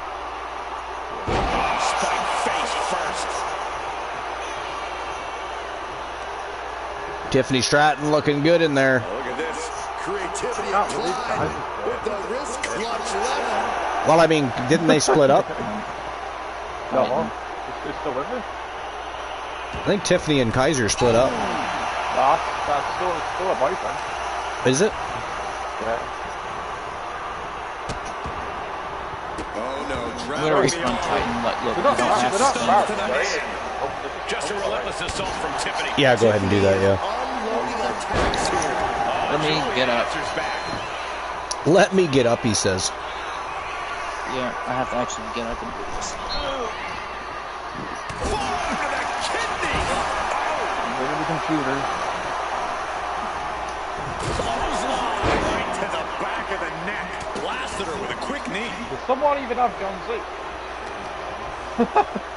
John Cena? I'm not going to say John. I mean, I certainly don't have John Cena.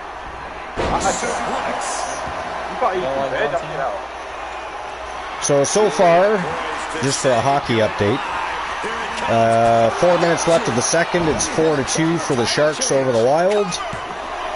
3:55 left of the second. It is 2-2 for the Utah Mammoth and the Winnipeg Jets. 7 minutes and 3 seconds left of the first period. Dallas Stars versus Nashville Predators. The Preds have them 1-0. And 6:22 left of the first in the Los Angeles Kings versus the Chicago Blackhawks. It is 1-0 for the Blackhawks. Games later is the Oilers and the Canucks, and the Rangers and the Flames.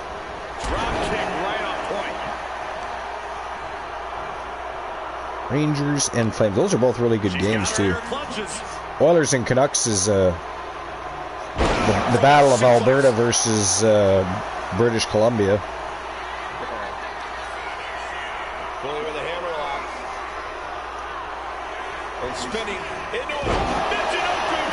I'll say maybe Julia's going all the way. I have that feeling at the moment. She's already taken out Stephanie Vicaire, and looks like she's got a comeback in the making. Wow, she took out Tiffany Stratton too. Moon Raider, you might have something. Although that is 2 tough matches back to back in this gauntlet, though. Who's next? Oh shit! It is Queen Dust joining the party. Okay, Moon Raider, I'm sorry. I'm glad you're here now. I need you to answer the question. Yes, answer the question. How dare you not answer? Is Queen Dust a member of Death Authority? She's not actually. She didn't get nothing offered like a. Or did January talk her out? Yeah, we've all been going back and forth because we've seen promos and segments going on, and you know, it seems like Queen's playing the field a little here, trying to see if she can get the best deal out of somebody. But Rocky Cross was like asking in chat if Queen does sort of thing. Like is. So who's offering the better deal so far? Matthew Ultraviolet, perhaps, or Rocky Cross is eagerly anticipating a move to. The thing is to have Queen Dust in Death Authority. I think the way I would think of it, have Queen Dust be part of Death Authority. East or West? Would you join Big Farmer and Nikita, or would you join Tessa and Morgan? If it was TWA Queen Dust to take on Ultraviolet so often, and then as for over in GPW, have her be part of their story. Oh, I see. So in TWA, she's following Matthew Ultraviolet, going a bit of a different route over here. I see. Okay. Oh, so in TWA she's not. No. Apparently not. I think that's what she would love to offers on the table. So in GPW, she's part of Death Authority. East or West? Rocky Cross is fine with that. I would say East possibly. So you would join Big Farmer Jackson and Nikita Davis. The reigning defending TWA Pride Tag Team Champions still. They've defended those championships on 2 occasions now. I'll tell you, Julia is giving everybody a run. Oh, that had to hurt. Queen Dust might need some rhinoplasty after that. Needs to get her redemption over Queen Dust. He's in over and CCW. Queen Dust defeated Julia. Oh, did she? Yeah. To win the briefcase. A rivalry that stretches across different promotions. You gotta love it. You gotta love it. I like it. Cool. Oh, Queen Dust eating the apron.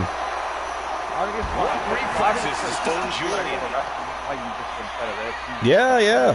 Why not? I mean, how do you think we ended up with so many different sponsored streamer teams as far as promotions and federations, whether it be EVW, HCW, HCC, LCW, right?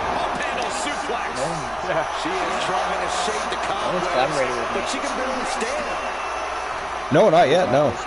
No, that's true.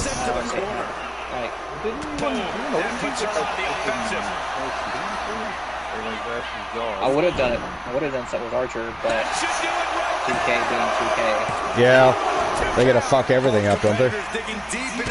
Because that totally would have been wicked. Ladies' night, as great as it was, and we got some great viewers for that show. A lot of eyeballs for that show. It was great. But how much cooler? Yeah, and it could have been even more collaborative if 2K wasn't 2K. Hence why in some promotions I've had to claim Bret the Hitman Hart. Yeah, I do, yeah. In LCW. Well, I mean, in TW. Okay. If we wanted to, we could bring Archer forward to next gen. We just can't bring Punk back. Oh, you can do that? Interesting. Yeah, that's how I got your moveset. That's how I got some people. Last gen, I know one person who can do it. Oh yeah, because you got to you have to install the PS4 version. You have to have your regimen re-uploadable. Yeah, I can do that. Someone gets them, then they re-upload them on theirs, and then download them. Wow, Julia kicked out. That Queen Dust had her right there. Julia kicked out, though. That's Man, how we was able to get Oh, okay, gotcha. Yeah, you could. You would just have to have somebody upload them to New Gen and get them from them. Get him from them. How would that happen then? Well, you guys will have to discuss that. I don't know. Julia is not seeing the situation. Well, we can do it from last to new. We just can't go from new to last. So I gotta change them as re-uploadable to make that work. Okay. Because they have to be able to re-upload.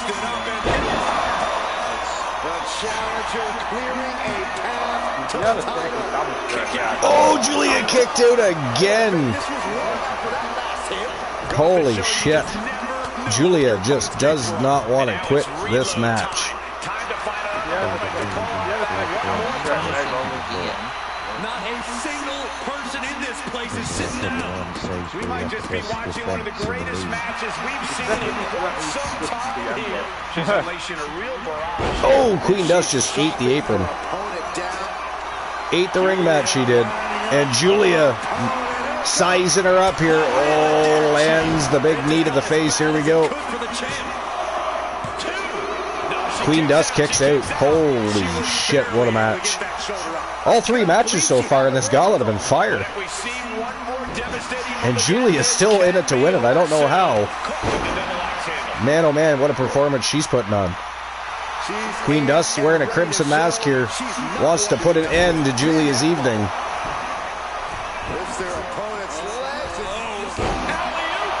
The alley-oop powerbomb. She wants to seize the moment now. And now it is Queen Dust measuring up Julia.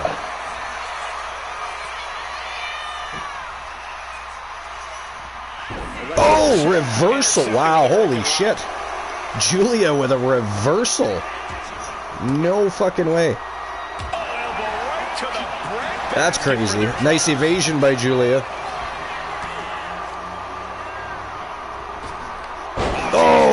Evades another move by Queen Dust. Julia looks like she's slowing down a little bit, though. Queen Dust has a little more speed right now. She needs to take advantage of that. Oh my god, Julia kicked out again. Wowzers. What is even going on? Big flying elbow. Right to the chesticles. Right to the chesticles. Okay. The new Shield and the Occult are now allies. Excellent. I mean, they probably won't get along. But as long as you can have them under one umbrella.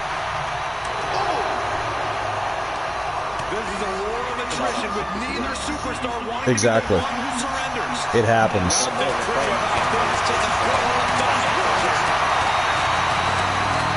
Julia and Queen Dust trading blows. Oh, rolls her up. Look at that. Wow. Wow, wow, wow. Julia eliminates Queen Dust. She is still in it to win it.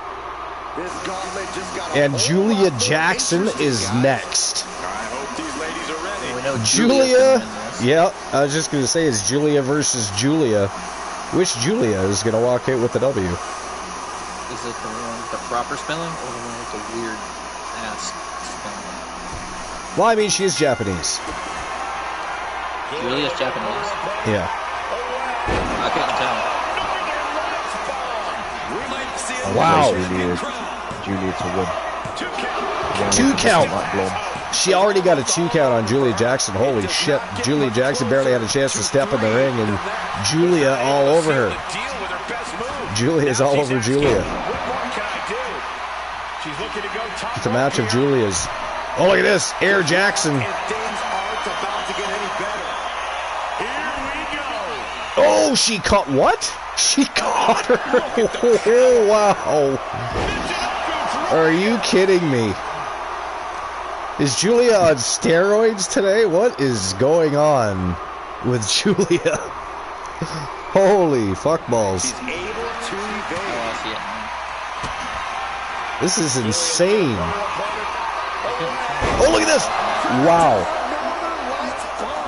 That might have just sealed the deal on us having a new champ. Holy shit, she beat Julia Jackson. No way. Absolutely starched her.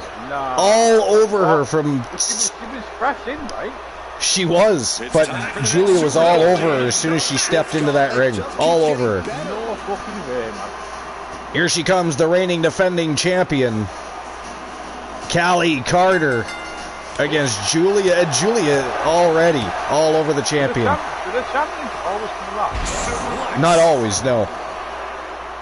It's randomized. But I find sometimes they come out last, sometimes they don't. And if they don't, it doesn't necessarily mean anything either.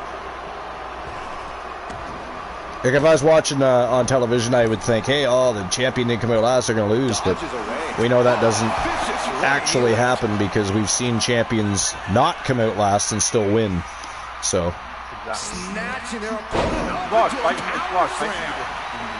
But Callie got champion's advantage tonight, though. She came out last. So if your team Ace Hunter and Callie Carter, you are happy with that decision.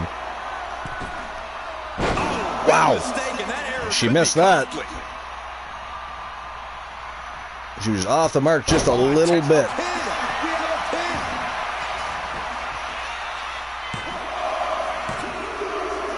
And that is it. That is all, ladies and gentlemen. The winner of the match, and still the TWA Television Champion, representing Team Ace Hunter, and of course, Eagles Paradise, part of the Eagle Club. It is Callie Carter walking out with the W and the gold. So congratulations. All she did was hit her. Yeah, I mean, I thought Julia was going to win that whole thing. I mean, she was, wow. Well, but she had to have been tired by then. Oh, yeah, absolutely. Not to mention battered and bruised. Callie had to have. Yeah, she did. She most certainly did. I just couldn't believe she beat Julia Jackson that quick. That was a stunner, that one. I don't think Hardy's going to be happy with that. No, she is not going to be happy at all. Losing to Julia.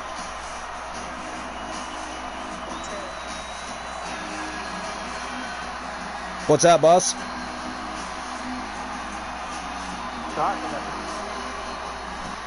Oh, it sounded like you said something. Somebody said something. Shorter matches. Oh, I've definitely seen shorter matches, yeah. Oh, apparently we have beef in HCW. Who does? You and I. Oh, nice. There was a tournament. Melissa Archer and January? No, Kim Silver. Oh, okay. Gotcha. She, like, in the semifinal, she beat, like, Melissa Archer in, like, less than a minute. Wow. So what happened was... Now that's a starching. Kim had her pinned. Mrs. Archer had the ropes, but the referee didn't see it. She will fight tooth and nail to keep her title around her. All right, payout has been issued for that. And I'll get the very shocking match. Betting line ready for our co-main event of the day. The unveiling of our new TWA World's Tag Team Championships for the men's and women's division begins next.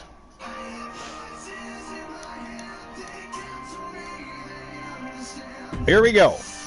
It is Lady Death Authority East. Big Farmer Jackson and Nikita Davis, and for some reason, Carino Farmer escorting them to the ring. What the hell? Man wins a battle royal earlier and thinks he's just can do whatever he wants. He's got the keys to the kingdom, apparently. I don't know what the hell he's doing. But taking out Country Dominance, Fallon Henley and Alexis James from Team Luke the Gooner 94. That is next with the World Championships on the line. Let me get a betting line open. The fuck does Carino Farmer want? How fucking dare you not put it together this time? Who walks out? TWA Tag Team Champions. Is it going to be Lady Death Authority? Oh, Lady Death Authority East. Don't want to forget that. Oh, it's East. It's East. I was going to ask which direction. Which direction? Never eat shredded wheat. Or is it going to be Country Dominance?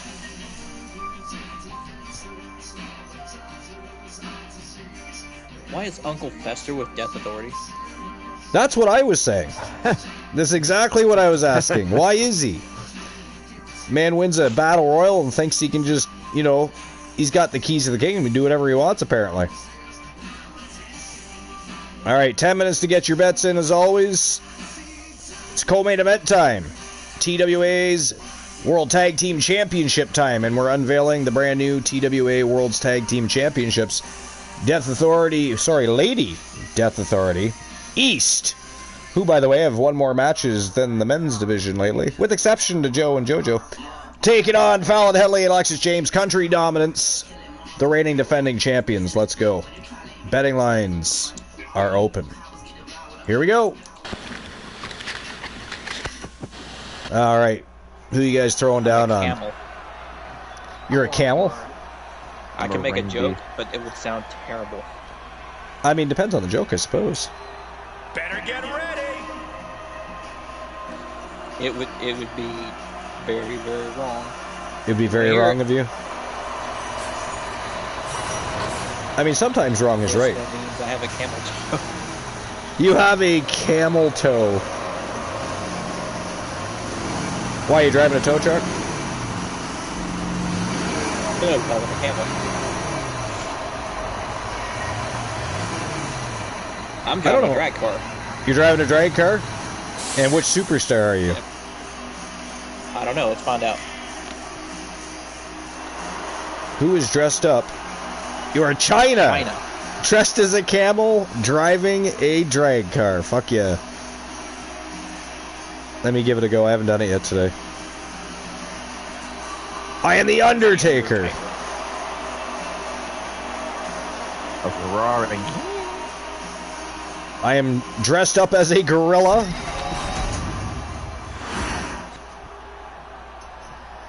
And I am driving a Tesla. I mean, would Undertaker even fit in the average Tesla? Not me. That was Moon. Yeah, Moon did. I got a Tesla. Would the Undertaker even fit in one, though? It would have to be a Cybertruck. I'm thinking.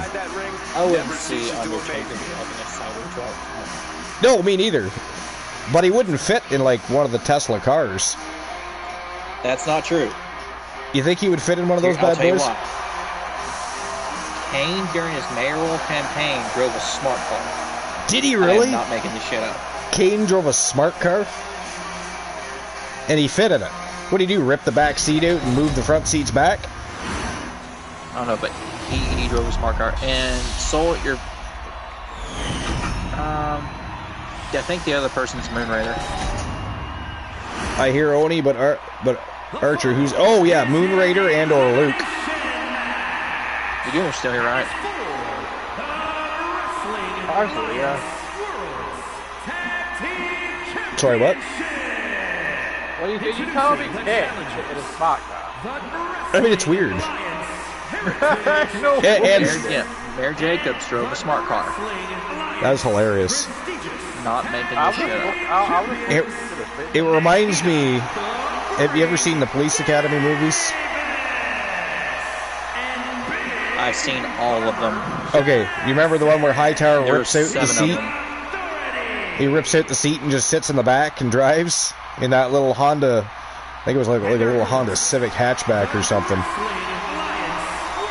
I think that was the first one. The first Police Academy, I believe. Is there a redeem? Archer, you pick who's getting this redeem. What redeem? Is there a redeem? I don't see a redeem. Unless you're going to make one. Unless he hasn't done it yet. Or he went through a bunch already. You don't see it? Well, I kind of went through a bunch. Oh, it's a break time notice, is it? Or what was it? I knew about that. You have to think that winning these tag titles. You're driving a forklift? Nice. Oh, Mufasa's driving a forklift. The country dominance are not only the tag team champions here, but they are also tag team champions in HCW. You might have to do the superstar again, Mufasa. I don't think it connected for you. I think somebody else did it right after you did it, and it didn't do yours. So we don't know who you are. That fucking group called Late Winfrey, which is Fallon. Fallon Henley's really good, yeah. Mickey James at home. Mickey James is at home? No, that's Fallon Henry. She's Mickey James at home.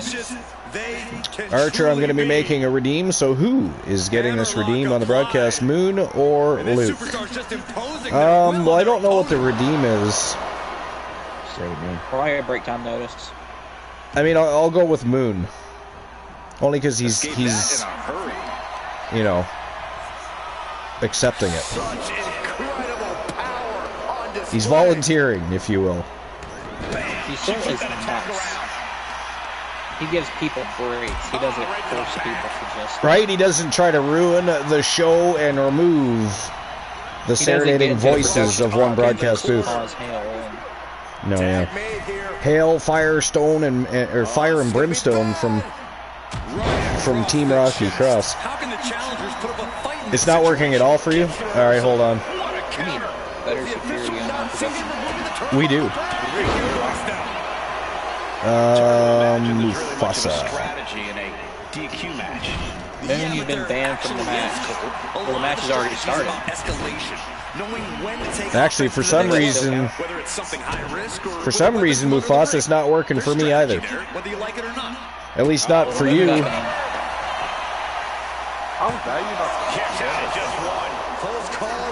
Yeah, I can't even do it for myself. Can anybody else get Superstar to work?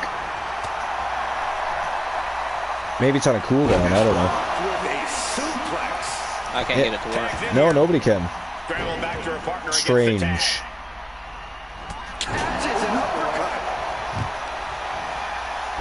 I want a new vehicle though. Oh. Now I'm driving a moped. Yeah, no, it should work more than once a stream, yeah. So wait a minute, which match is Moon banned for? This one? I've never had that before. This is like we were just talking how nice you were, and you gotta fuck it up. Gotta fuck it up. Way to go, Soul.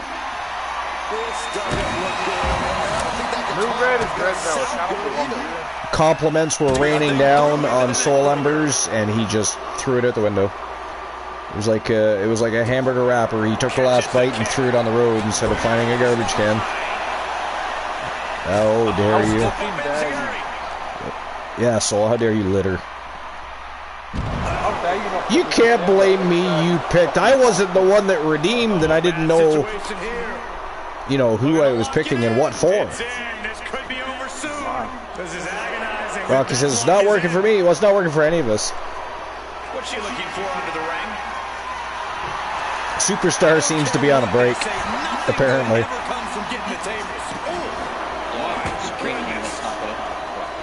It will not.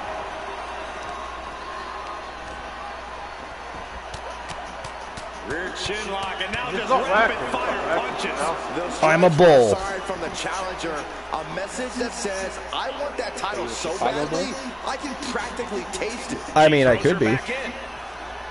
Or I could just be a... Michael Jordan was Chicago. He was. There was a lot of great players for the Bulls. Greatest of all time. Undeniable, actually.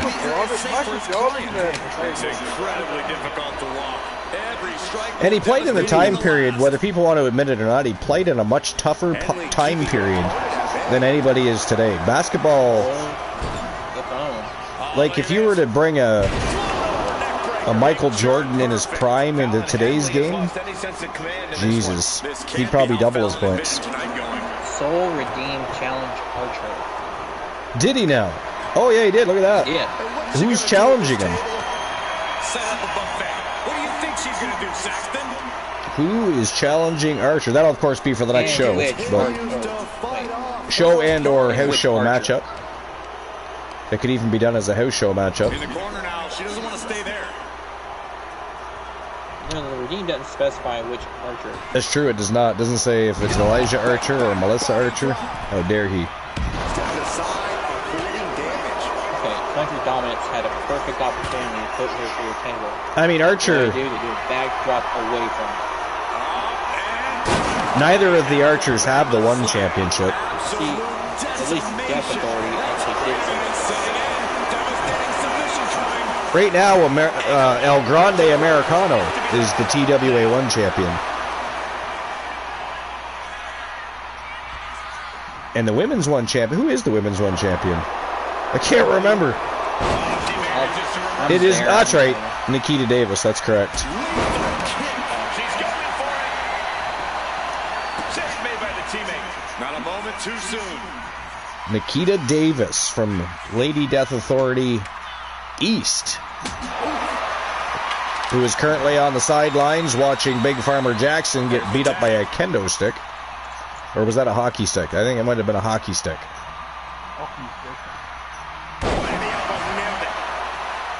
I believe there's been no falls so far. I've looked away from the match a couple of times, but to my knowledge, there are no pinfalls or submissions as of yet. It is elimination. And everybody is still in it to win it thus far. She turns that attack away. Big punch finds its mark. I mean, how do you know somebody's not going to tie your 21 in blackjack there, Rocky? And what need is there to go looking under the apron like this? She's pulling out a table. I did it Some last week. furniture into the mix here. Actually, I beat them. Unless that was from a different time and I just didn't notice. But no, today's the 26th, so it's from today. Technically speaking, somebody could tie your 21 for a playoff. There's still another match left over. The main event is next, right? So you may have to remove that, depending. If anybody decides to play blackjack, anyways. Not saying it's going to happen. Just saying.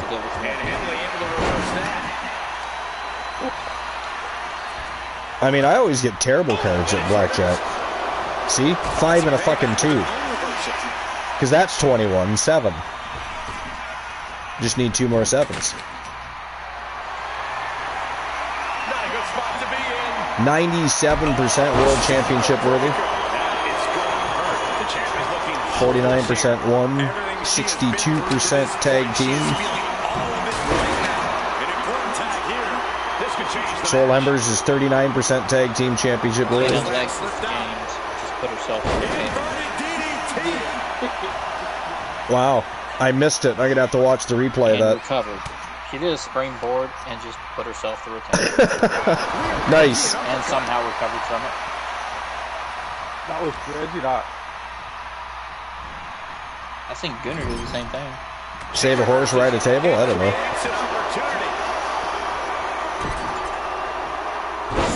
PFD with a 19. That's a little closer to 21 anyway.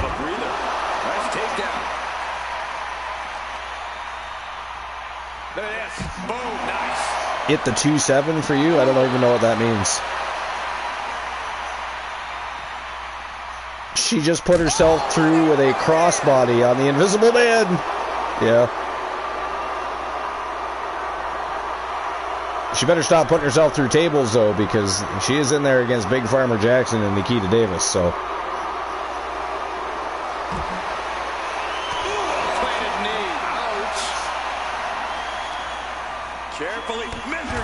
Big jumping knee drop right to the forehead of Nikita Davis.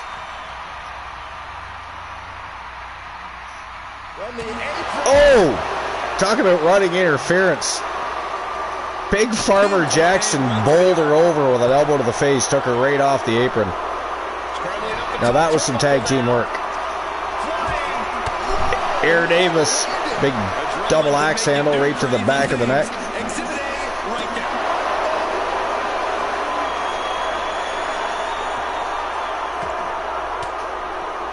I'll tell you, Alexis James is very feisty.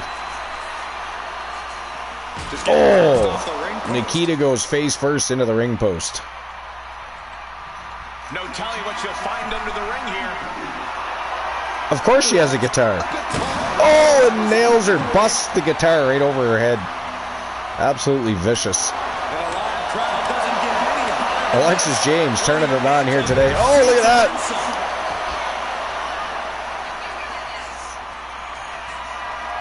Wow. Nikita's like, fuck this, I'm getting back in the ring. Hockey stick in hand, though. Where's she going? She's going the wrong way. Back outside they go. And Alexis James just grabs her by the hair on her head and drop kicks her right in the chesticles. Here comes her partner. Damn. Look at that. Yo! That was like a famouser by Fallon Henley right there. Big Farmer Jackson breaks up the count, though. Back in comes Alexis James. I still want to know why Carino Farmer is out there with Lady Death Authority East. Is he dating one of them? What's happening there? I mean, if he's dating one of them, I'm going to have to guess it's probably Big Farmer Jackson. I mean, maybe Nikita. Who knows? I don't know. Oh, looking for the pump handle. Pump handle, follow-away slam. Big Farmer Jackson continues the pursuit. Oh, look at this. Damn, neck breaker off the knee and a lariat right to the back of that. The same place she landed that knee off, that neck off of her knee really hard. And then nails it with a lariat. Alexis James looking for a big DDT, lands it right in front of Nikita Davis, so that's not going to fly. Wow, got a 2 count before Nikita even moved, and Carino, I mean, I don't know what he's doing there, but Kevin at least helped out there. He was busy getting the crowd riled up. Why? I mean, that's a little out of character for Carino, not to mention. Wow, 5-3. Oh, the Kings are playing. The Kings are back. The Kings are back. Yeah, I said that earlier, yeah. She retaliates. I did.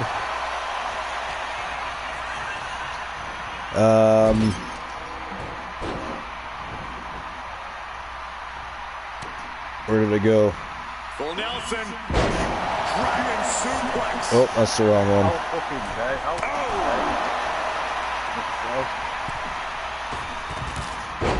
I'm trying to find the NHL standings, but I was in the wrong spot here. Where did I put it? Because I had the games that are currently active listed.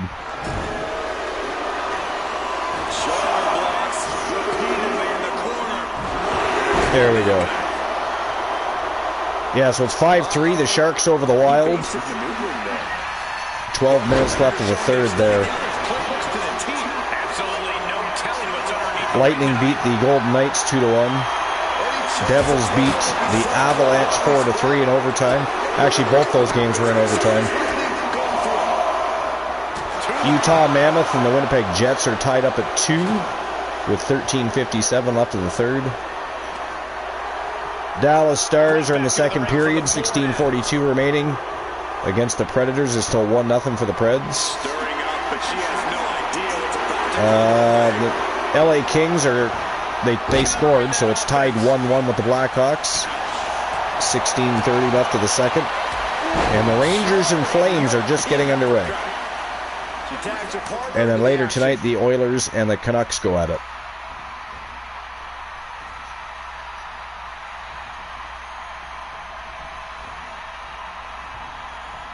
Oilers and Canucks. This is a situation. Pardon me? pretty good games on tonight. Yeah, there has been, yeah. Henley keeping her opponent at bay. Ooh, spears Fallon right out of her boots. And listen to this place. It's deafening in here, Michael. Oh, just grabs her by the throat and throws her. The power of Big Farmer Jackson.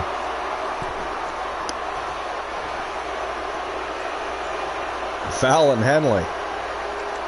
Not sure if she wants to get back in the ring or not. Here comes Big Farmer. She's going to answer that question. Wow, Big Farmer somehow evades that big right hand. And Fallon Henley's in trouble here again.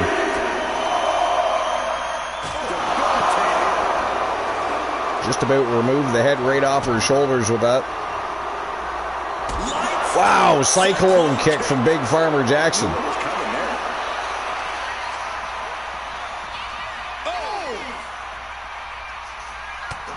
Oh! Big forearm right to the face. Henley's been an initiator throughout and remains one here. She cut her hair. Who did? Big Farmer Jackson? Yeah. Big Farmer Jackson. She did. So did Nikita Davis. No, she doesn't. Fallon Henley playing mind games here with Big Farmer Jackson, and it worked. Oh, nice lariat by Fallon Henley.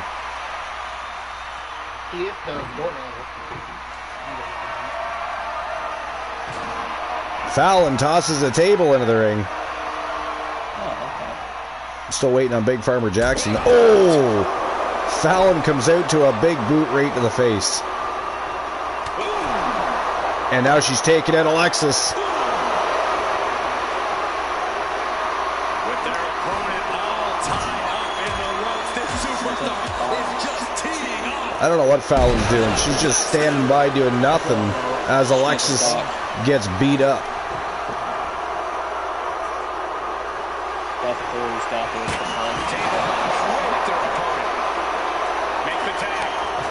In comes Nikita Davis. I mean, Fallon Henley is the legal woman in the ring, I think. She can't tag.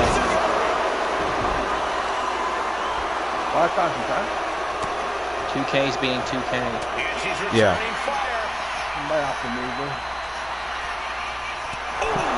The gods may have to intercede. We shall see what happens. Yeah. It's already happened with your game. What does that matter? I mean, it's something that actually disappeared for a short spell. Oh, there goes Fallon back in action. Oh, thank goodness. But after the last update, it seems to have returned. The ghosting glitch. Where they stand there talking to nobody.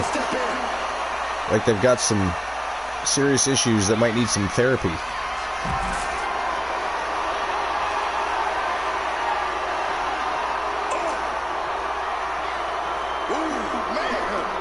Tried to toss her into the ring post. Nikita Davis, though, keeps slamming on the binders. Fallon Henley letting her opponent know who's in charge.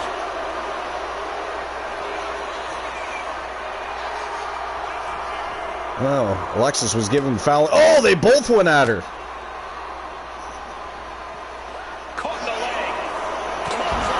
You can see Alexis giving Fallon some advice there, but then they both turned around and went at Nikita Davis.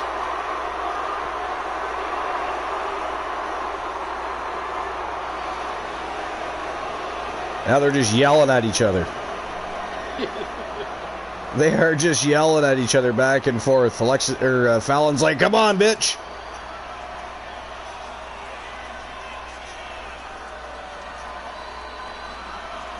Craziness. All right, the gods are going to intervene here.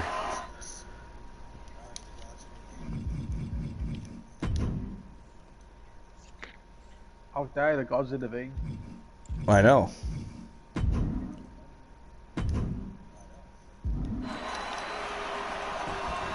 Make sure you switch off if you get fucking pins. The gods don't like intervening. They get angry when they must intervene. Mostly at the referees for not keeping control of the matchup. How dare the referee?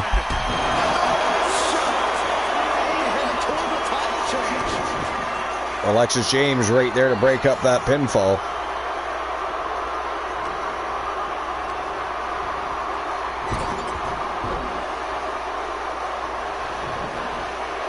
Going for the table here. We finally get to see it set up.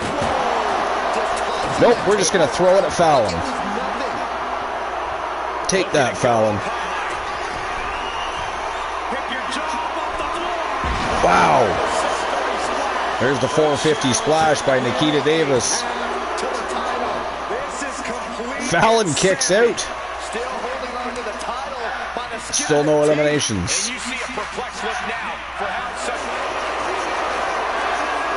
Big Farmer Jackson going for a submission, it looks like here. An inverted. Oh, look at that. There's our first fall, 1-0. In favor of Lady Death Authority East. Country Dominance is now down a member. Can Alexis James do it on her own? Can she tie this up and make it a one-on-one match? We're going to find out, but she is going upstairs. Wow. Here comes Nikita, though. Breaks up that pinfall. I mean, if this turns into a numbers game, Alexis is in trouble. Roll up for a pin here. Alexis kicks out. Champion is still in it to win it. This is unreal.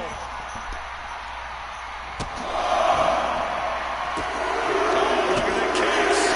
Just teeing away. Made famous by the miss. She decides to tag out.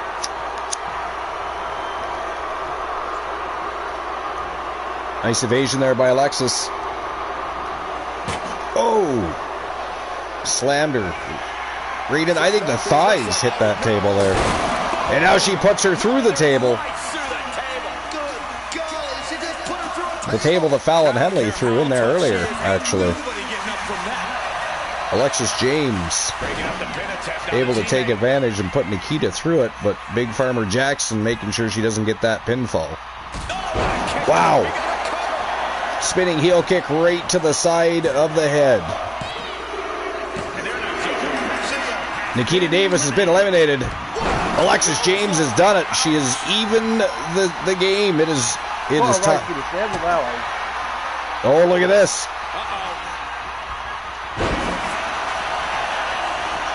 Looking for a pinfall.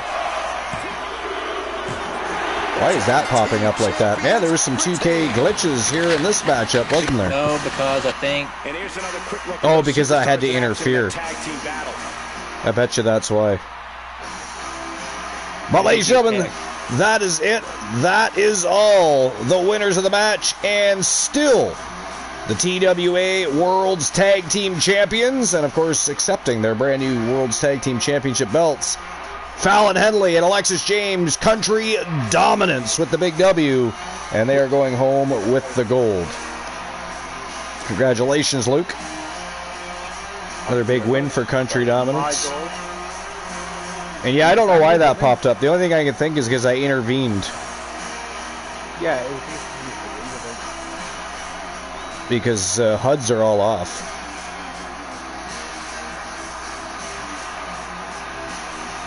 And there's no rivalries, so only storyline rivalries, because I don't play with that stuff. But a big comeback by Alexis James. It did look for a little while there like Lady Death Authority East might actually be here to defeat Country Dominance today and take those championships. But Alexis James was feisty as ever, to say the very least, here tonight. So still your reigning defending TWA World's Tag Team Champions, Alexis James and Fallon Henley, Country Dominance.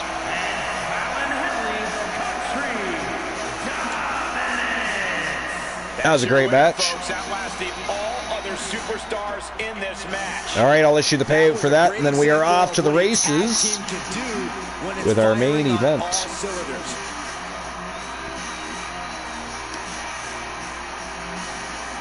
Main event of the day.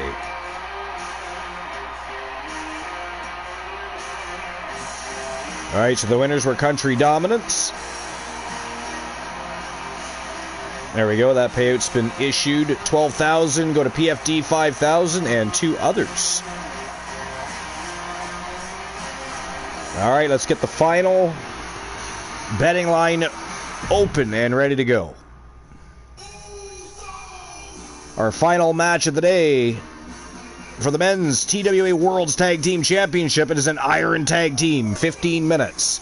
Who can score the most pinfalls or submissions? The Coalition or TDL? Eric Dangerous and Mufasa, or MJF and the one Elijah Archer? That is our next match of the day, and I'll get the betting line open right now for our main event.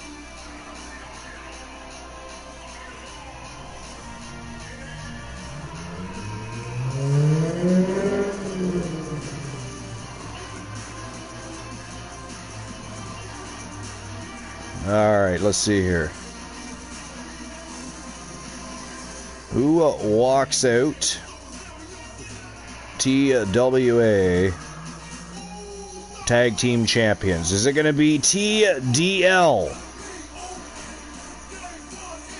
Former multiple-time Tag Team Champions. The only team to make it into the Hall of Legendary Accomplishments, winning all Tag Team Championships. No other championships included. They won all the Tag Team Championships together and put each other in that hall. Or the Coalition. Reigning defending champions. They're the only men's team that's done it. Well, they won 3 tag championships in a row, though.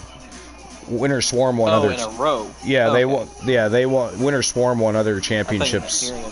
No. Nopers. Oh shit! I gotta delete that bag line. It didn't turn out right. All right. Either way, we'll get the match underway. I'll get the betting line going. Here we go. Main event. TWA World's Tag Team Championship is on the line. Iron to Tag Team Gold. Let's go.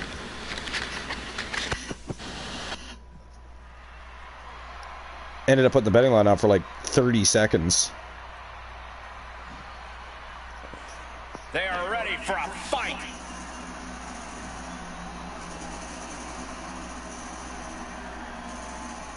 Let's try that again. TDL, the Coalition. Guys, I cannot overstate the importance of this match here tonight. Of course not, Michael. Anytime the tag titles 10 minutes to make your bets. And there we go. Betting lines are open. Well, that was time consuming. Took a little longer than I had anticipated to get that going. It did, yeah, it did.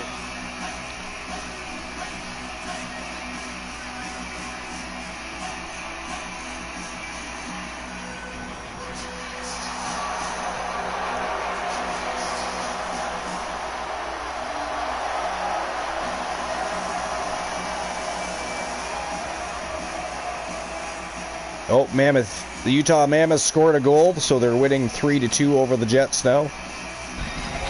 Predators are up 2-1 now. Rangers are losing 2-0 already, apparently. The Rangers haven't been very good, have they? I mean, they're not even halfway through the period yet, and it's 2-0. That's crazy, that. Oh. Rangers scored a goal, so it's 2-1. So they're going back and forth with goals. Holy hell. 3 goals in less than 10 minutes.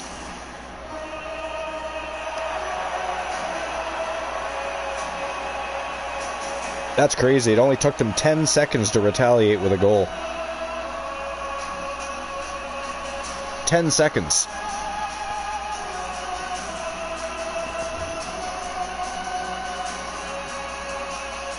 The one Elijah Archer, MJF, and Joe Hendry, of course, escorting his partners in crime to the ring.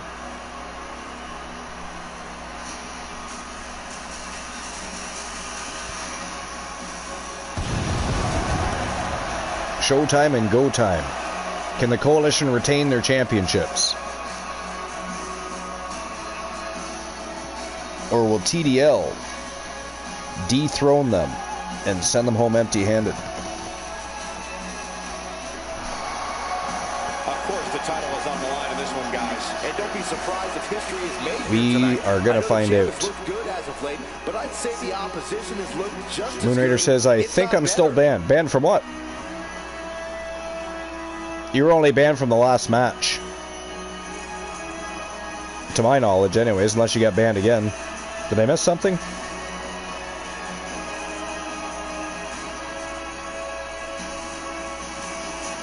What did I miss?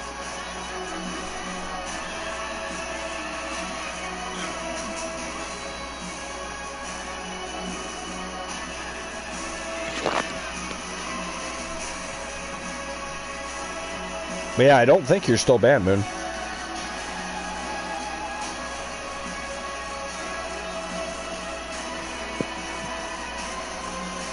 Huh? Moon Raider said he thought he was still banned, but I don't think he is. I don't see another ban anywhere. It's a main event. These don't matter. That's true. Yep, we did make that change. There's no villainy during the tone setter or the main event. Those have been banned, if you will. Oh, Moon, you're good. Oh, that's cool. I keep forgetting we made that change. That was a good change. That was a good idea. Change. Yeah, it was. A necessary change, too, if you will. No villainy during the main event. Not part of the main event. Look at that, my banner is glitching out too. The electronic banner is announcing Roman Reigns. Was glitching out the other day too. I was trying to create the arena, and then some of the things that I put on the ring just get to disappearing. Yeah, it does from time to time. It's 2K. What do you do? It's got to ruin something for you, you know. It's got to try and, you know, get under your skin, if you will. And 2K does a good job of that for all of us. Does a good job.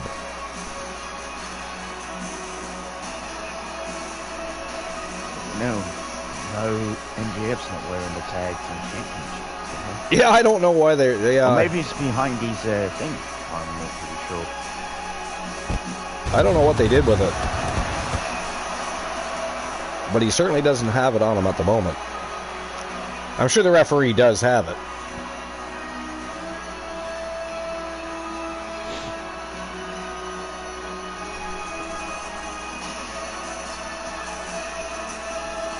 TDL versus the Coalition.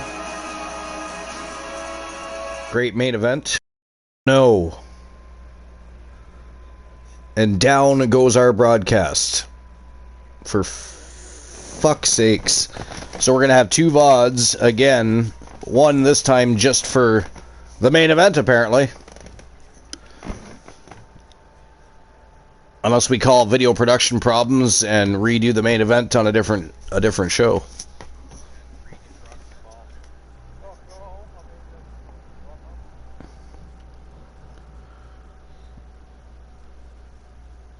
Yeah.